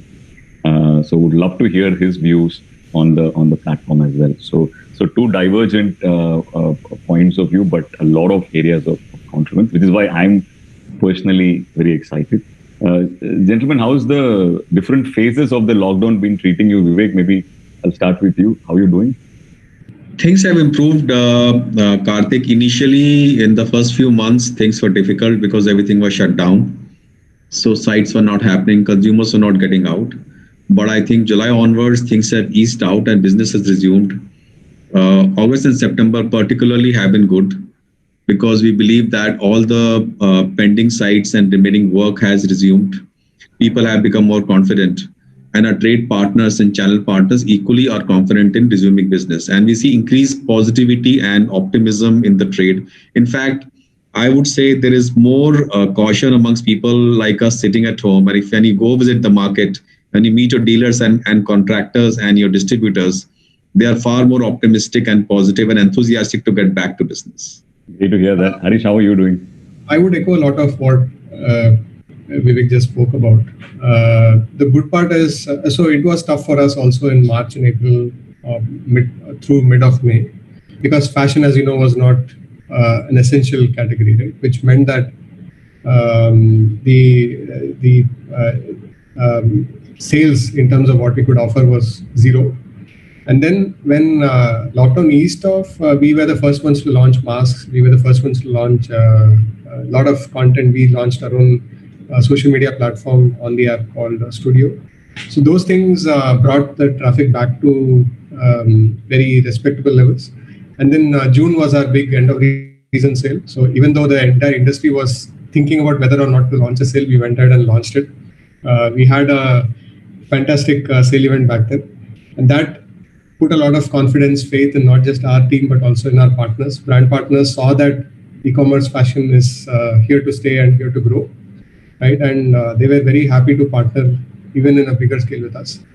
After that, it has been a very, very strong journey, I would say. So July, August was again a pretty good run, and we finished as of yesterday midnight our big fashion festival. Again, another epic moment. 4 million customers shopped with us over the period last 5 to 6 days. So very encouraging signs. Festival is a huge moment for us, and usually we were a smaller player amongst the other e-commerce players during this time. Our big peak moments used to be June and December, but this time we have a good peak even in October. So overall, very positive signs, and looking forward to the rest of the festive season. Great to hear that, Harish and Vivek. Sticking to the theme that we have, for the session today, it's been a very fascinating journey for me to sort of just observe what's going on in this platform, right? I think suddenly one fine day, or rather over a period of a week or so, the narratives sort of changed dramatically. We started talking a lot about safety and even mortality, for that matter. Started talking less about politics and something else, at least at the beginning of it.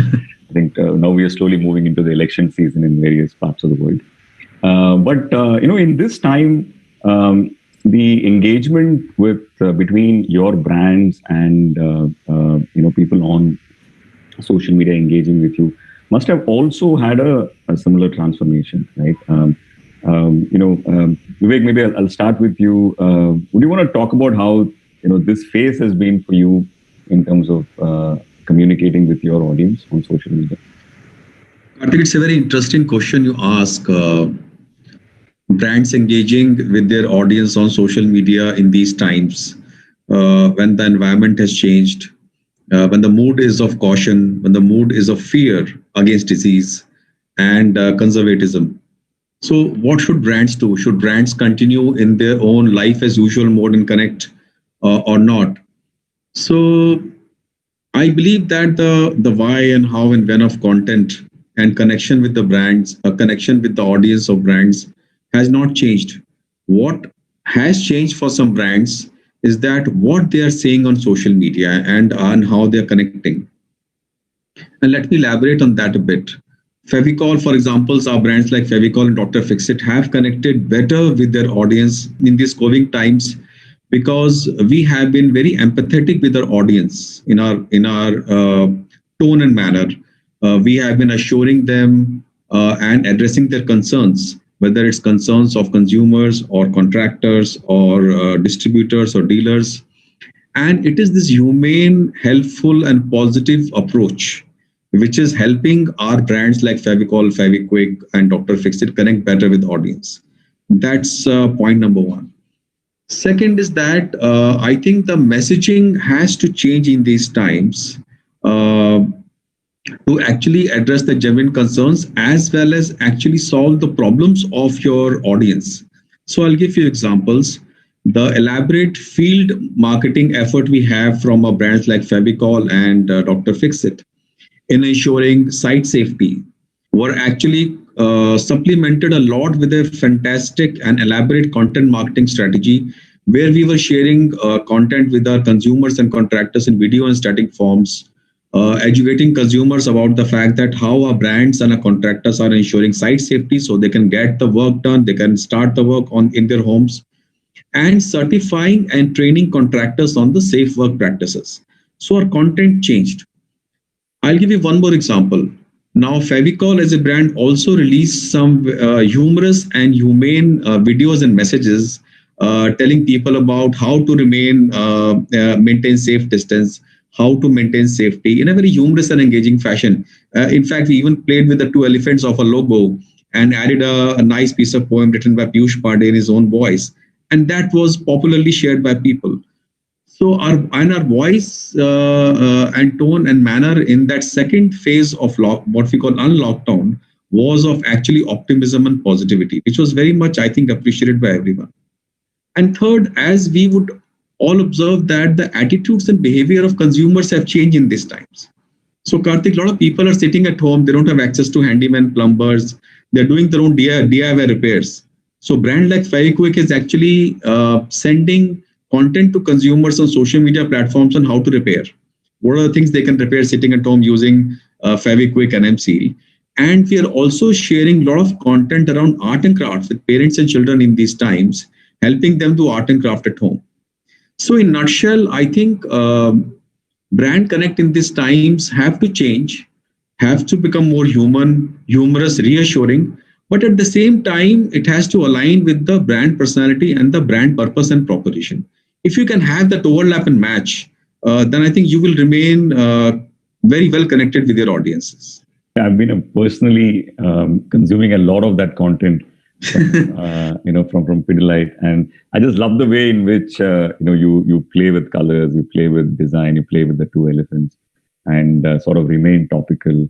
And like you said, make it light and make it very positive. Yes. And at the same time, connect with the users. Right?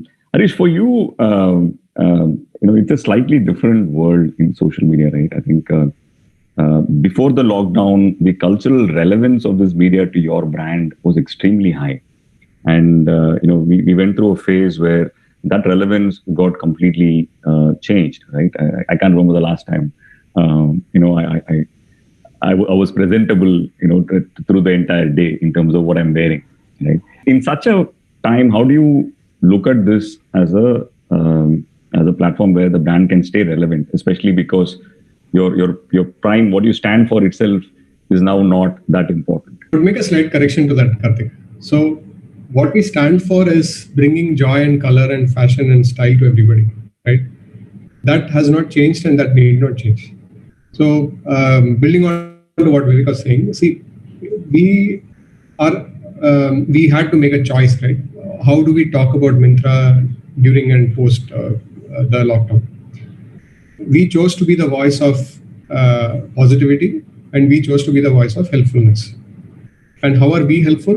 We shifted the platform from being mainly focused on commerce during lockdown to a content-focused platform in a matter of a couple of weeks.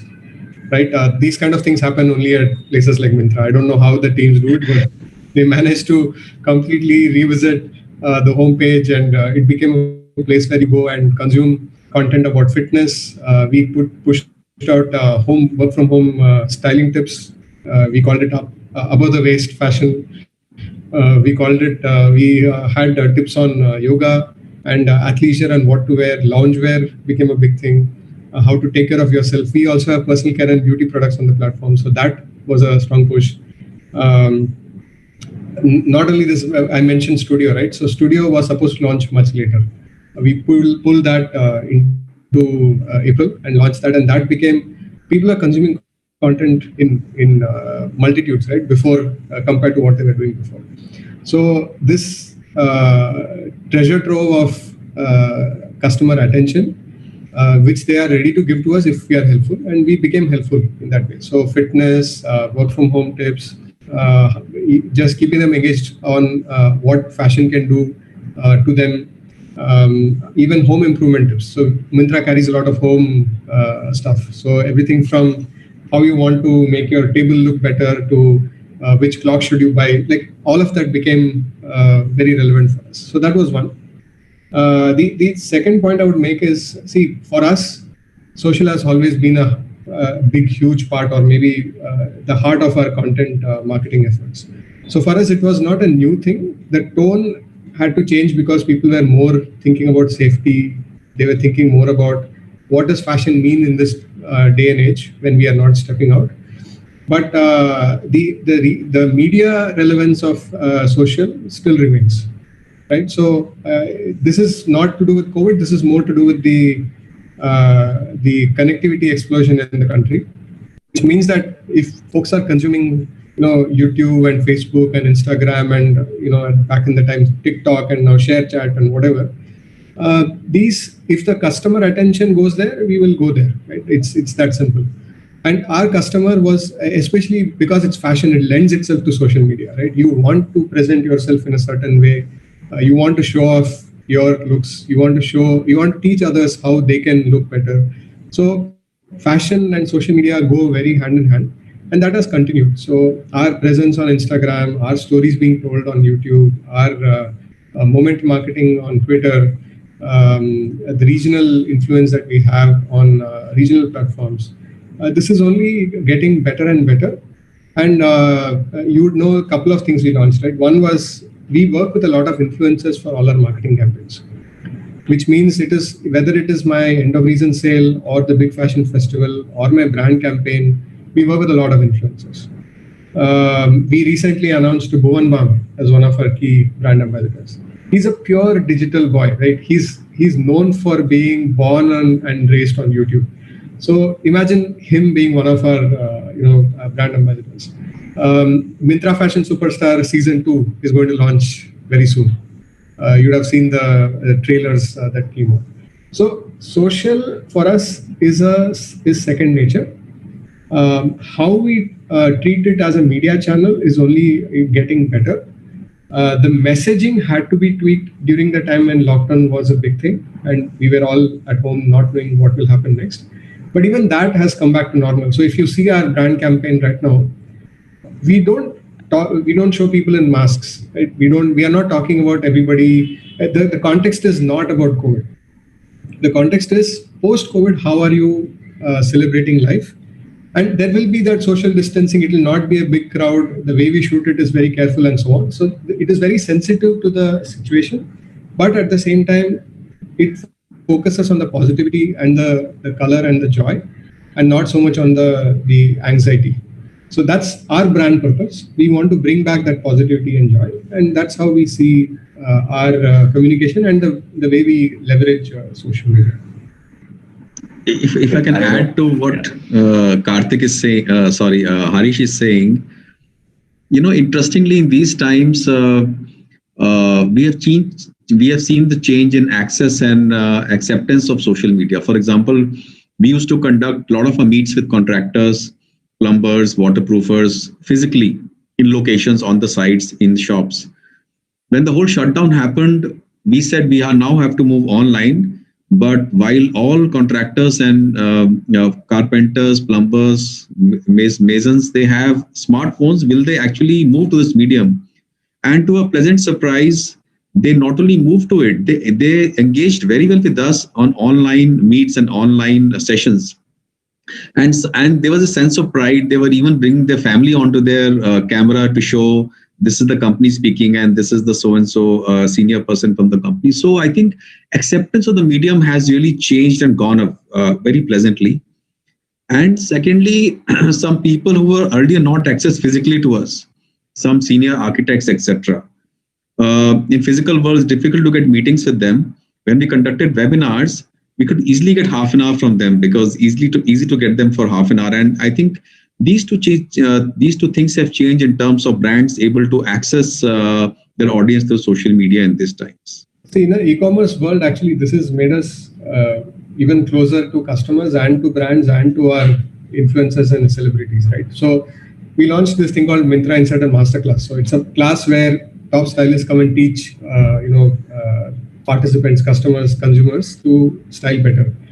And that took off in a big way, right? After that, we launched a one-on-one, we call it the Style Squad. So if you are a top icon customer with Myntra, there'll be a stylist who will talk one-on-one with you and help you based on your fashion choice, help you redesign your wardrobe. These kind of things 6 months ago would have been an experiment, right? Now we can actually call it a proper product.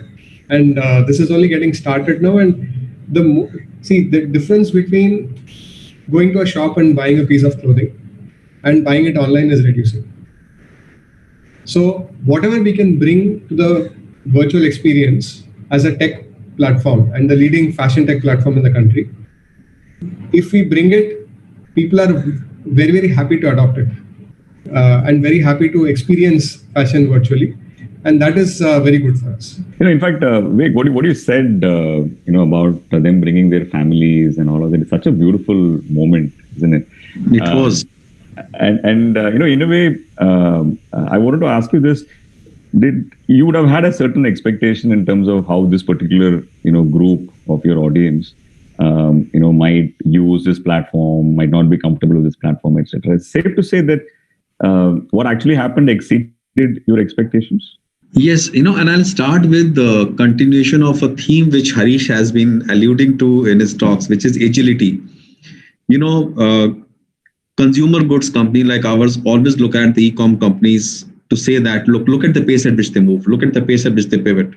And I always tell my teams, we should have the agility which they demonstrate, the new age companies.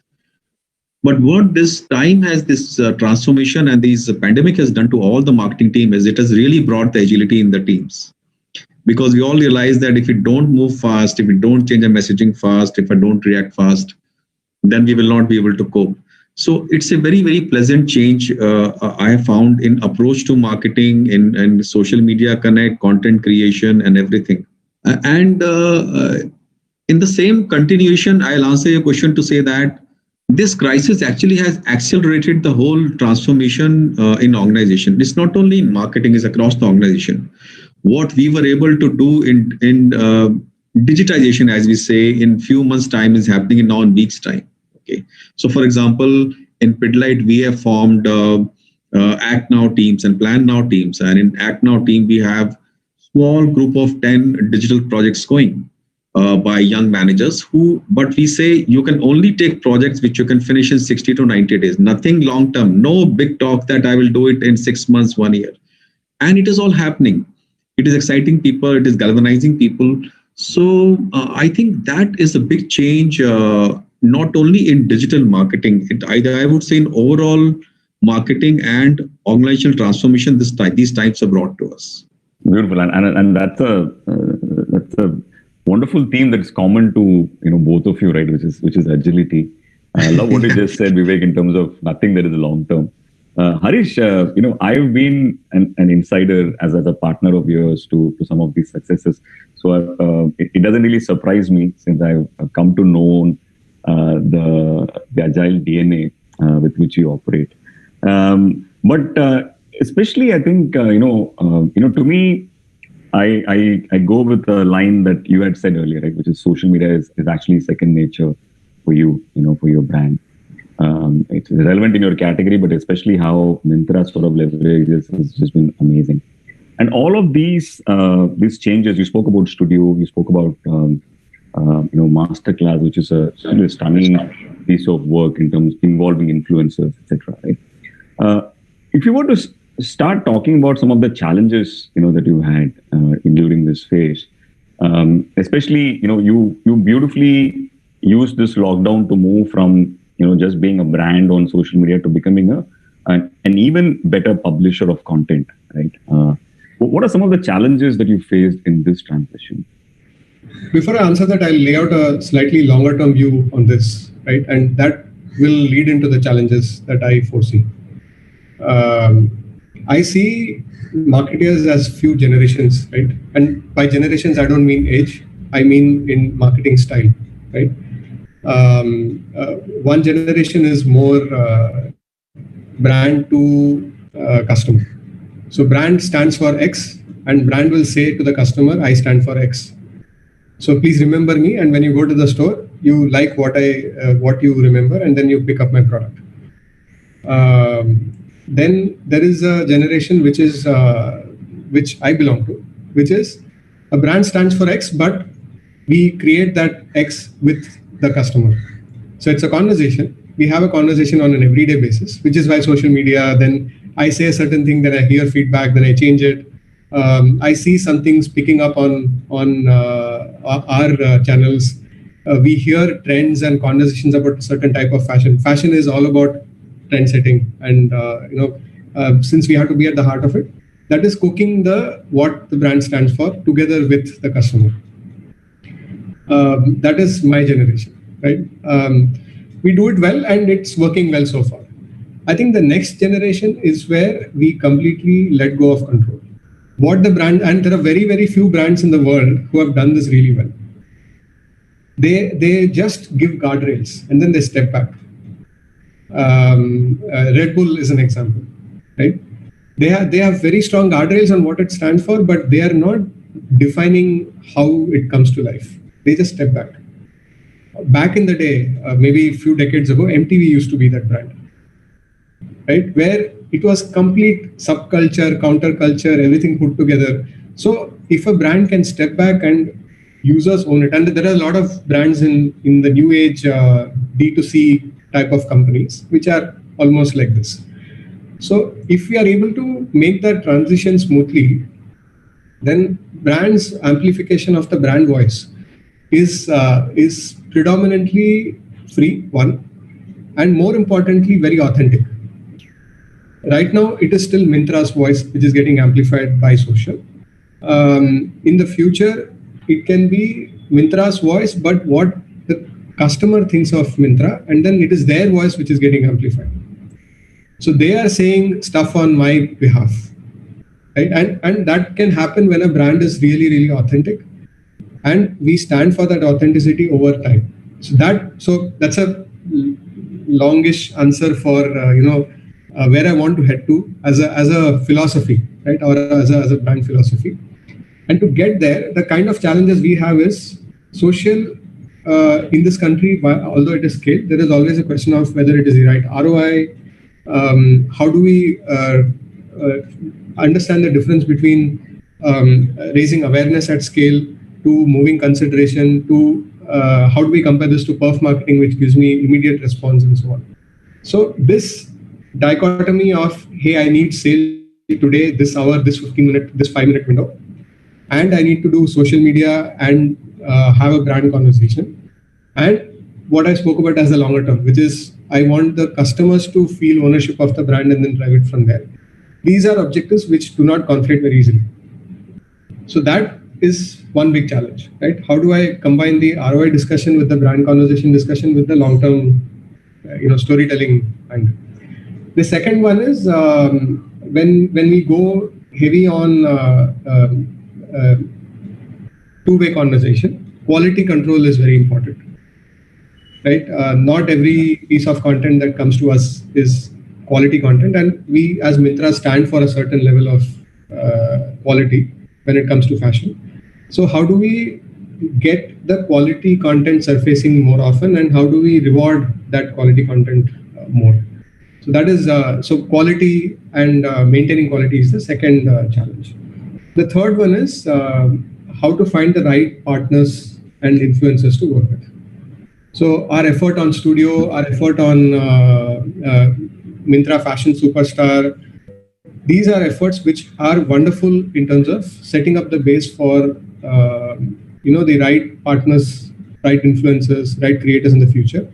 But it almost has to be like a talent management program where we see them before they become big, we nurture them, and when they are big, they are Myntra's supporters and advocates and loyalists, and not some other platform. So I think these three would be broadly the challenges I would say in working with social ecosystem as a whole.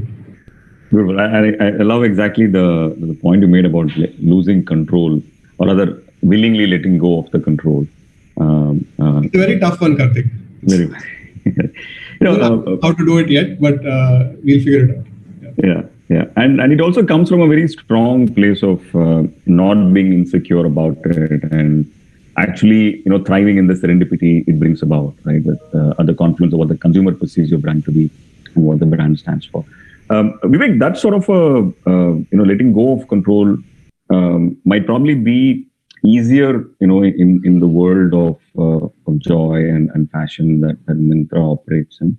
It will be significantly, more difficult, for a brand like Curate, which has had decades of great communication built in a certain way.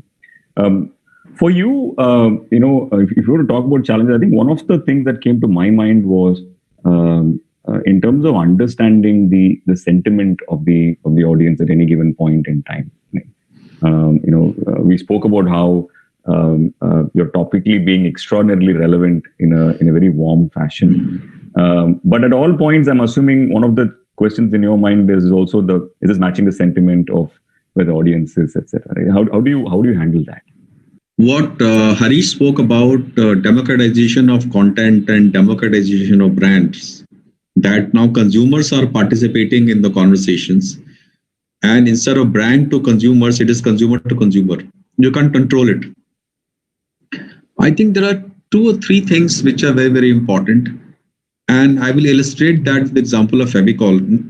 Nothing illustrates this better than Fevicol, because Fevicol is a brand which is loved by everyone. It stands for the core proposition of unbreakable bonds. And everyone comments on the proposition of unbreakable bond. And people make their own post.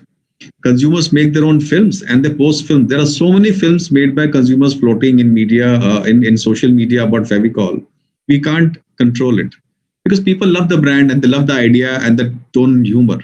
So what do we do? I think there are three things which are essential to do this. First is you have to define the core of the brand very carefully and very, very precisely with your stakeholders internally. So you should say, what is my brand? So Fevicol stands for unbreakable bond. What is my tone of voice? What is my tone of voice going to be? It is going to be human, humorous, and natural. Okay, that's the content we get out. And as Harish rightly said, when people create their own content, you have to reward them at appropriate times for others to see that what is the content which Fevicol as a brand likes. Sometimes we even comment positively on content created by consumers. And that is how they get a hint and they get positive reinforcement as to what is the content for Fevicol. And by and large, you will see that it stays in the right zone. And from that comes the first tenet of this engagement, what is consistency. So you'll see in Fevicol, there's a consistency of messaging and there's a consistency of sticking to the core values of the brand. That is very, very important. And it's very easy for brand teams and your content creators and agencies to lose way because you get excited by topics, you get excited by various seasons and you do it. But brand custodians have to be consistent, and consistency builds a brand in this medium really, really well. Second thing is, as you're rightly saying, now Fevicol is no longer an adhesive brand. It's a brand which stands for bonds, right? So it actually participates in live occasions and comments on various topics which are happening. It's a very topical brand. A Fevicol tweet on Game of Thrones went viral as much as Diwali one, or as much as when the royal couple left the British household. We made a post on that. It went viral. It was so very topical. Recently, we did something on most eligible bachelors for trending, and we did a post and as went all over the place. So topicality is important, but the brand has to walk the thin line between commenting on every topic and retaining a certain vertical of conversations and retaining a uniqueness of your personality and conversation. That is very, very essential. If brand starts commenting on every topic under the sun, it loses its uniqueness. So there's a fine balance which brand team has to maintain by what I call owning a space in the minds of consumer around. So you may comment on happenings around you, but the angle and the context has to be your brand proposition. That is the second thing. And the third thing is what I call humanizing the what is commonly known in our parlance as ORM, operations of online reputation. So when you respond to your consumers and when they have a conversation with you, you have to make efforts with your team to ensure that your answers actually are reflecting the personality of the brand, are reflecting some emotions.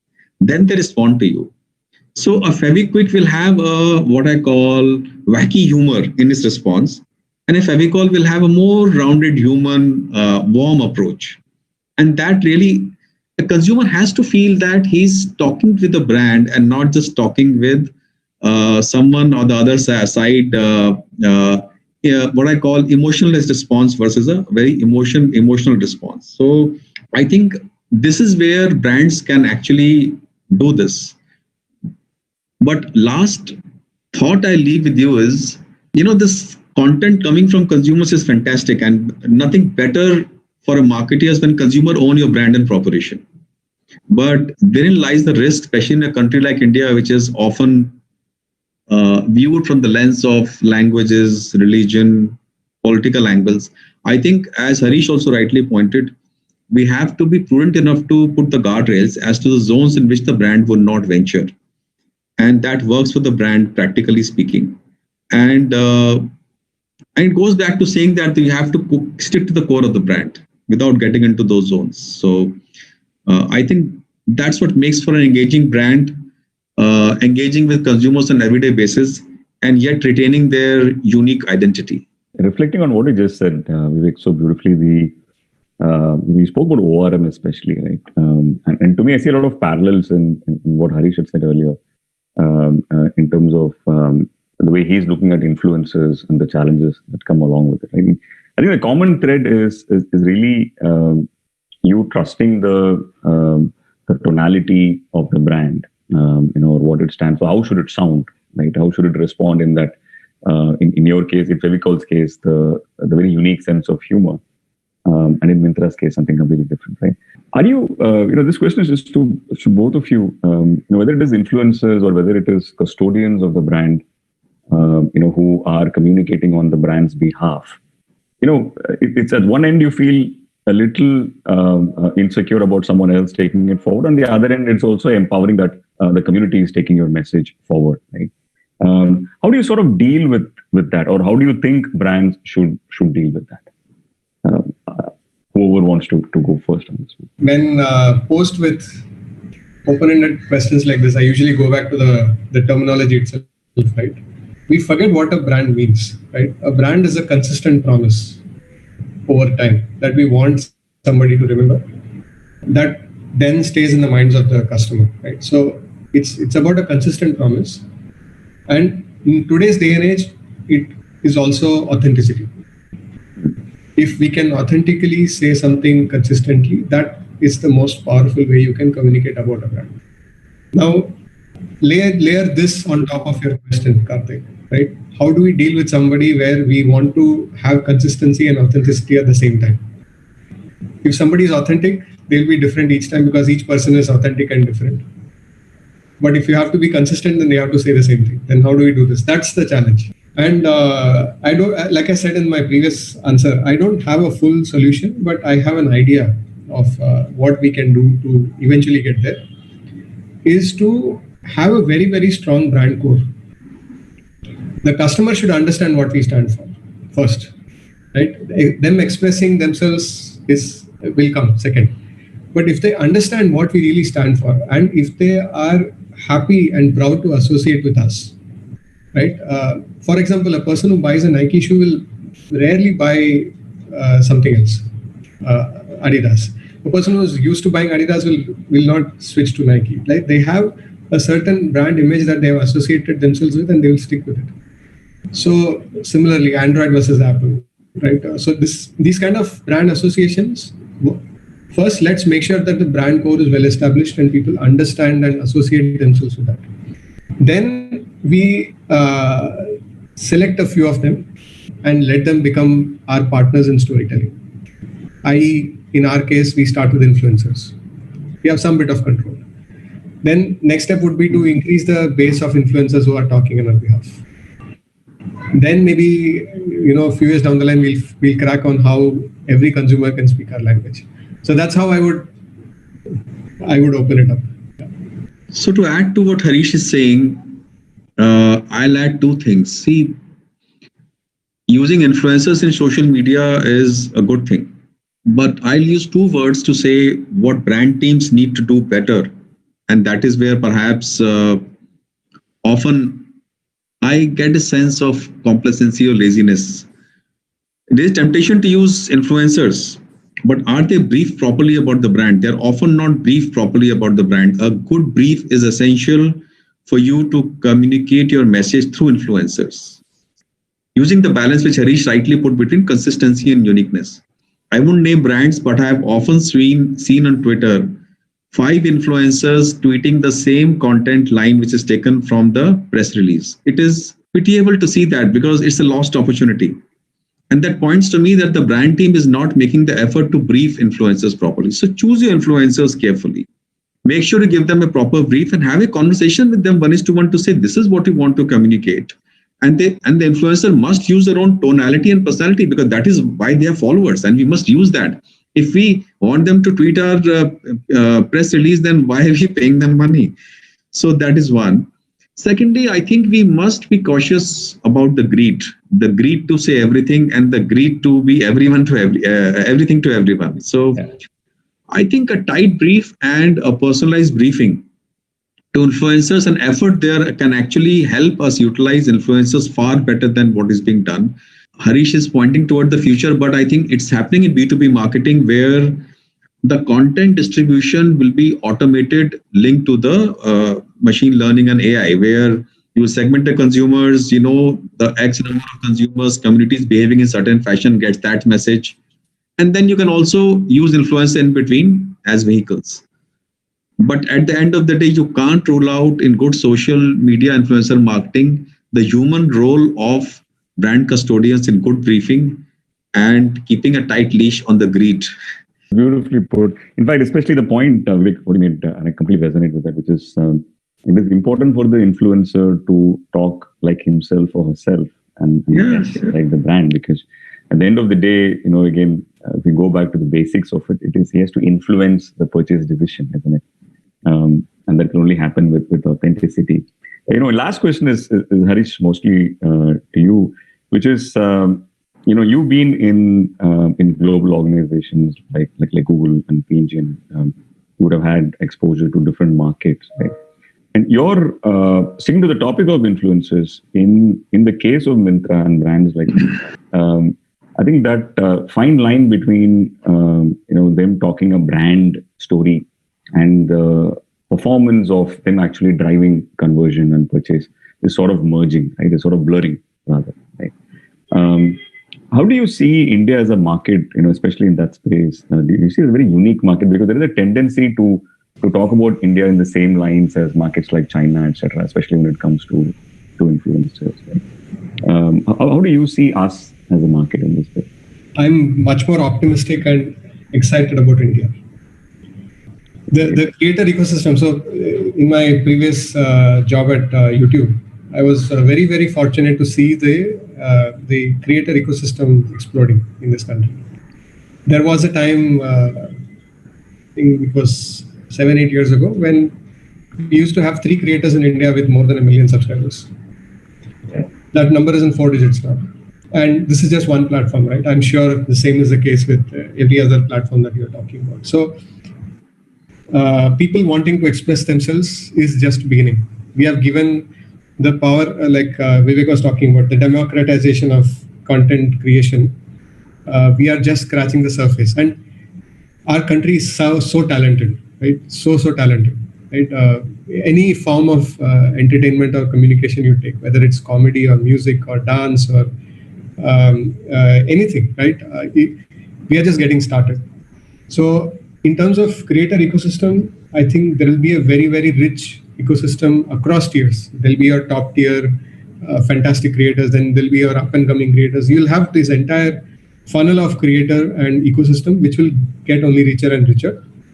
That gives me a lot of hope and excitement, because more diversity in storytelling, more approaches to telling a brand point of view, it makes us that much more. So imagine, instead of working with 10 agencies, you can work with 1 million agencies. That's how I think about it, right? Each of them is an agency in themselves.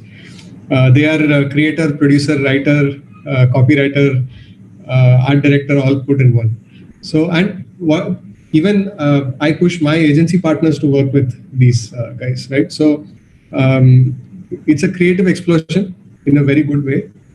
I only hope that this continues to happen. So for me, India and social and creator ecosystem and fashion, I think it's a very exciting place to tell good stories. And what Harish is saying becomes all the more important in India with language diversity and cultural diversity. Imagine a content creator giving a brand message in Assam or in Mizoram with their culture, nuances, and language. Will reach far better and engage better with the audience than what you can create sitting in Delhi or Bombay or Bangalore.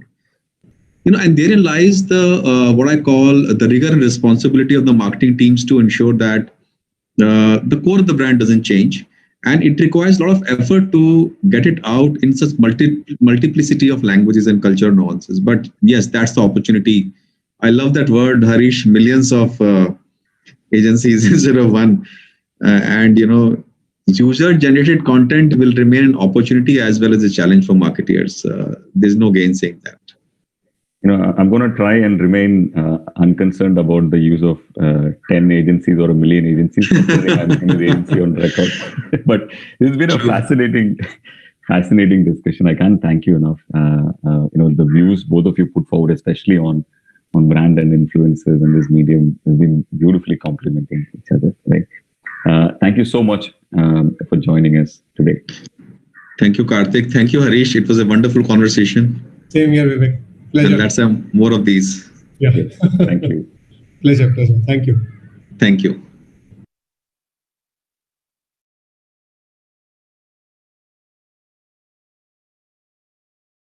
Thank you, panelists, for putting your points together. There is a lot to take away. Keep tweeting using the hashtag Social Media Trends 2021.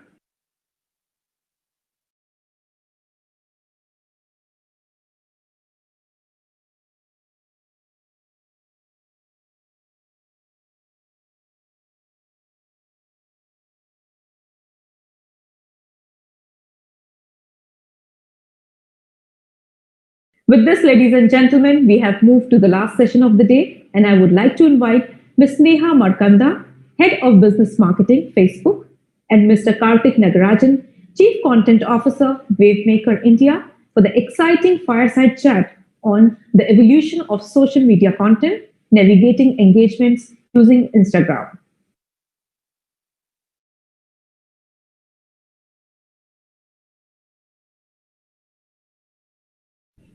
Hi Neha, how are you doing? All well, Karthik. Good to see you. How's the lockdown been treating you? I think not very different compared to the others. Beginning to get used to this now. In fact, I think if things finally open, I don't know if I'd be happy or nervous about making the long drive to work. This has become a bit of a rhythm now. Exactly my sentiment as well. I'm not ready to make any changes to what I've been doing during the lockdown. Yeah, but I do miss having people around to work with, of course. I mean, you're staring into the screen all the time, so that's not something that I want to keep on having for long.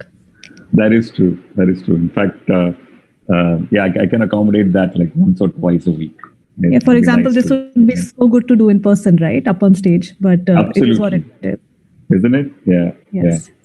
Wonderful. Sticking to the same subject of the lockdown, when we talk about social media today, Instagram is probably the biggest part of it, right? In terms of what is the most exciting platform from a user perspective, whether you're talking influencers, whether you're talking artists, a lot of action, most of the action today has been happening. Yeah. And especially in the last few months, if you see, I think the trend that I was noticing, at least as a marketer, is that all of our regular stars, the film stars, the sports stars, had all obviously gone quiet because their industry wasn't functioning. So the creators took to Instagram, beautifully.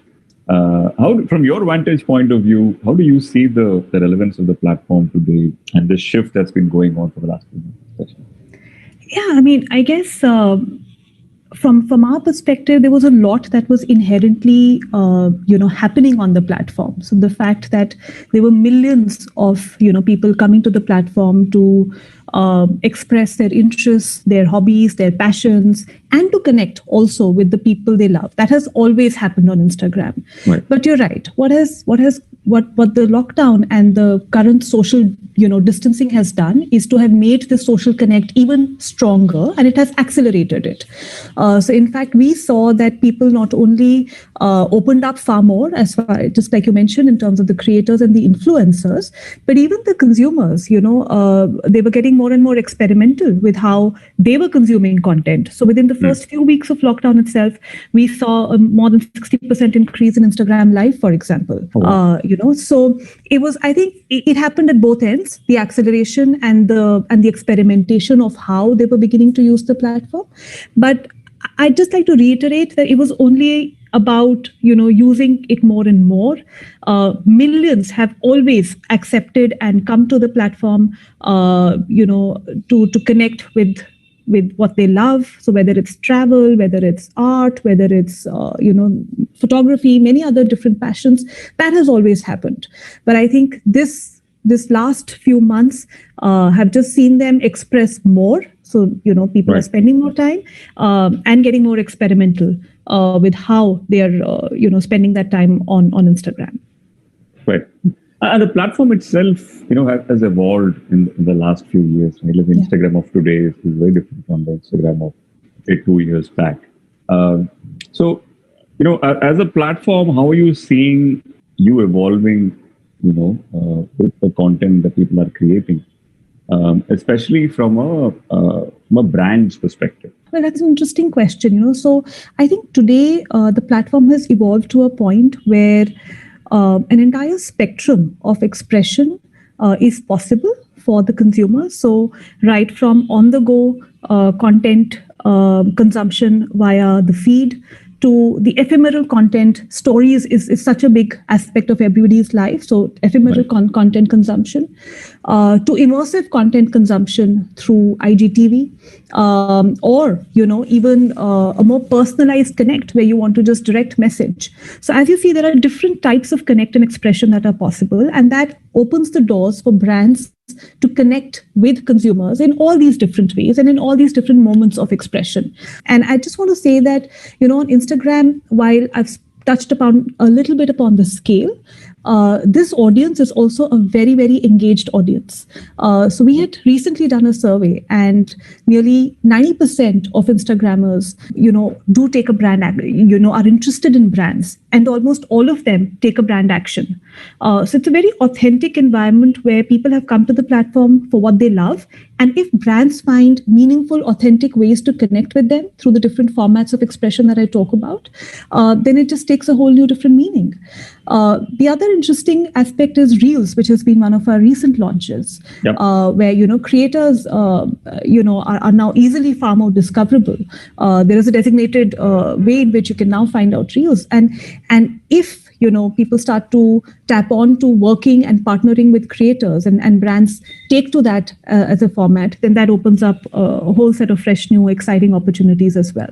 When you're talking audience on your platform, I'm assuming for the most part, even though I hate the word, I think we're referring to the millennials, right? Is that even correct statistically? Well, that is, that is a popular perception, but I would like to say that today Instagram cuts across all, a wide spectrum of audiences in India. And it is primarily out of the fact that, the multitude of consumers who are coming for a very diverse set of interests and, expression around their interests, all the way from, fashion to technology. So very, very high numbers. So 60% on technology and fashion, music, travel, food and beverage, 53% on food and beverage, and even for inspiration, that in fact, so almost all Instagrammers who are on the platform are there because of people of things that they love, such as this, or to the earlier point that you mentioned of connecting with celebrities. So 69% come to the platform to connect with celebrities. So if you just look at the diversity of both interests and also the reasons why they're coming onto the platform, it goes beyond millennials, so it goes, it cuts across all different cohorts that as a marketer one would be interested in. Now, I would completely agree to that, right? Within the sense that I'm a podcast host, and if I need to follow someone to follow a culture or a subculture, I would most probably follow them on Instagram, right? And then maybe look at some other platform later, because I know that this is where they're going to be most in touch with what they're listening to, what their views are, what they're creating, and everything. Yeah, absolutely. Like, you said, like, it's a very, like I said, it's an engaged audience. And then for the other interests that I mentioned, even visually, it is just such a powerful platform that I think that just becomes an even bigger reason why people would take and come to Instagram to connect with like-minded community members, and show the best that they have as their hobbies. Yes. And that's an important reason, right? Because today, we associate social media with a whole lot of toxicity. Yeah. with everything that is going on around us in multiple countries. But Instagram seems like a breath of fresh air, at least as a user experience, because largely it is very over-indexed on what is visual in nature. Right? It is, yeah. To an extent, even a little under-indexed on everything else like text. Right? I always that really adds to it does. It does. I think it does, and I always say that Instagram is a very responsible and beautiful platform that's causing a cultural shift in the country. It's really, helping people showcase their creativity in a very, very positive and in a very powerful and in a very beautiful manner. And I think that really makes Instagram, therefore, such a vibrant and exciting platform. Speaking to a lot of artists earlier this week, and they sort of reflect what you're saying. Right? I saw in the first few months that many of them were hosting Instagram lives, from cricketers to film directors to everybody else. So they sort of took to that platform fairly easily, right? So that was beautiful to see, and that was also very helpful for many of the fans, at least in the initial part of the lockdown. Then one other segment which has also sort of done a lot of very interesting stuff is brands, right? And I know that some fairly unlikely categories of brands that we work with, as Group M, as Wavemaker, we've been able to do some very interesting stuff on Instagram because it was so accessible to everyone. But before I go on with some examples, what have you seen, which has been great case studies for brands out there in terms of how they've used the platform? In fact, I think it's great that you mentioned that creators took to it. And I just want to highlight what a brilliant opportunity this provides for brands to connect with creators. And I just want to dwell a few minutes on what makes the whole creator-follower relationship so special in case of Instagram in particular. You see, I think influencer marketing was earlier by and large a buzzword. Typically you would spike a campaign or you just try and create some engagement. Yeah. But I think what we have seen is that influencer marketing on Instagram is truly moving the needle on business outcomes. And like I mentioned, almost all Instagrammers who follow brands end up taking a brand action. There is a reason why they do that. And the reason is that the relationship between the creator and the follower on Instagram is extremely authentic and wholehearted. It's not a small connect that you just come, engage with the creator for a few moments or for one video or for one post and you step away. That's not how a creator-follower relationship works on Instagram. You follow someone, you follow them over a long period of time. You go through where they travel, what they eat, what they do. It goes beyond just a creator's area of expertise. They truly form a bond and a connect. And because there is just such a deep connect between the creator and the follower, it is also very, very authentic. And that is what I think is a beautiful aspect that brands can leverage. And when brands create that authentic communication via creators, business outcomes are moving very, very strongly.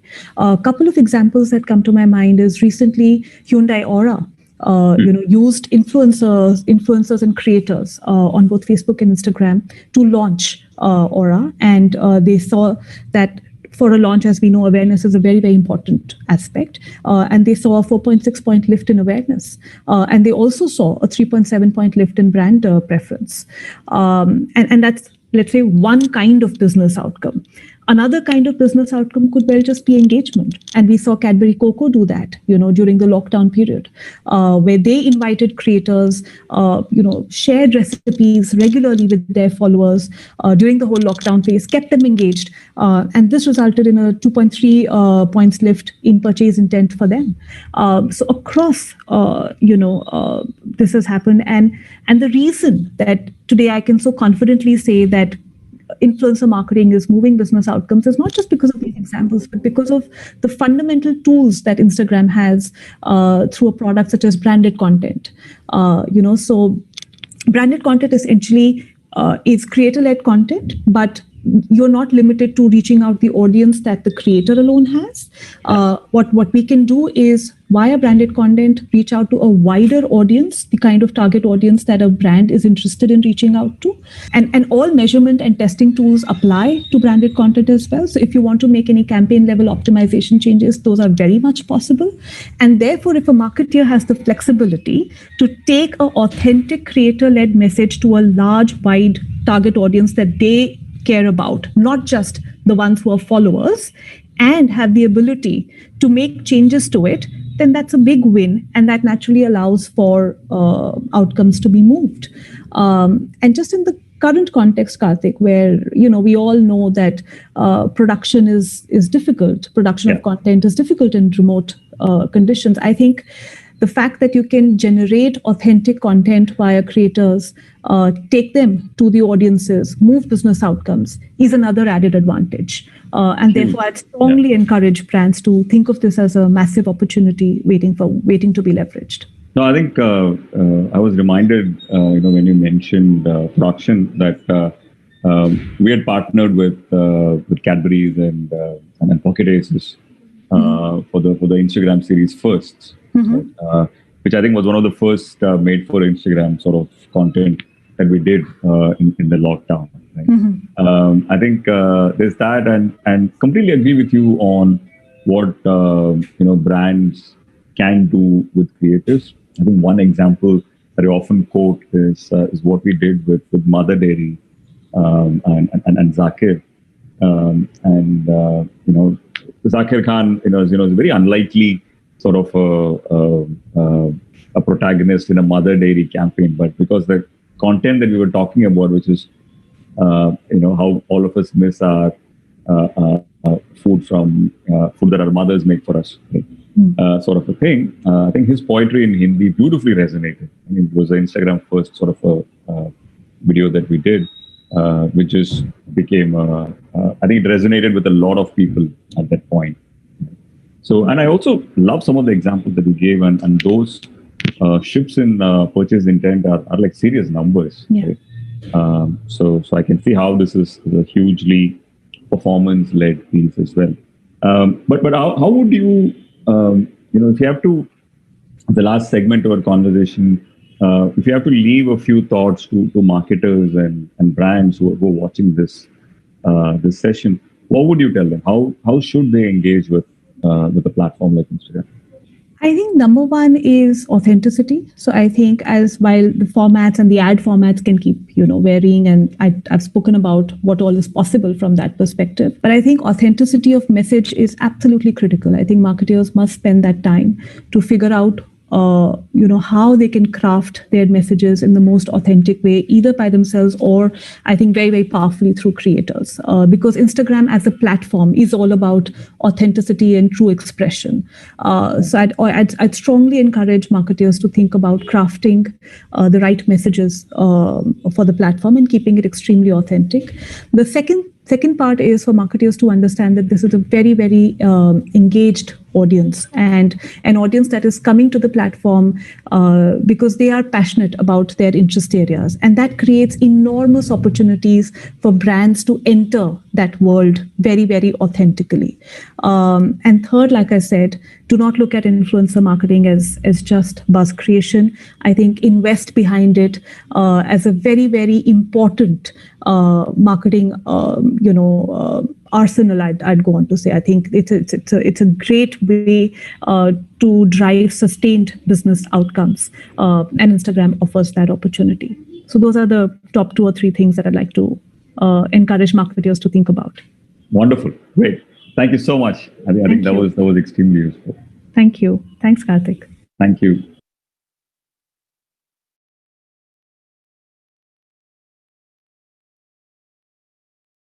Thank you, Neha and Karthik, for this insightful session. Now it's time to wrap up. And we would like to thank all of you present here for sparing your time and being there with us throughout.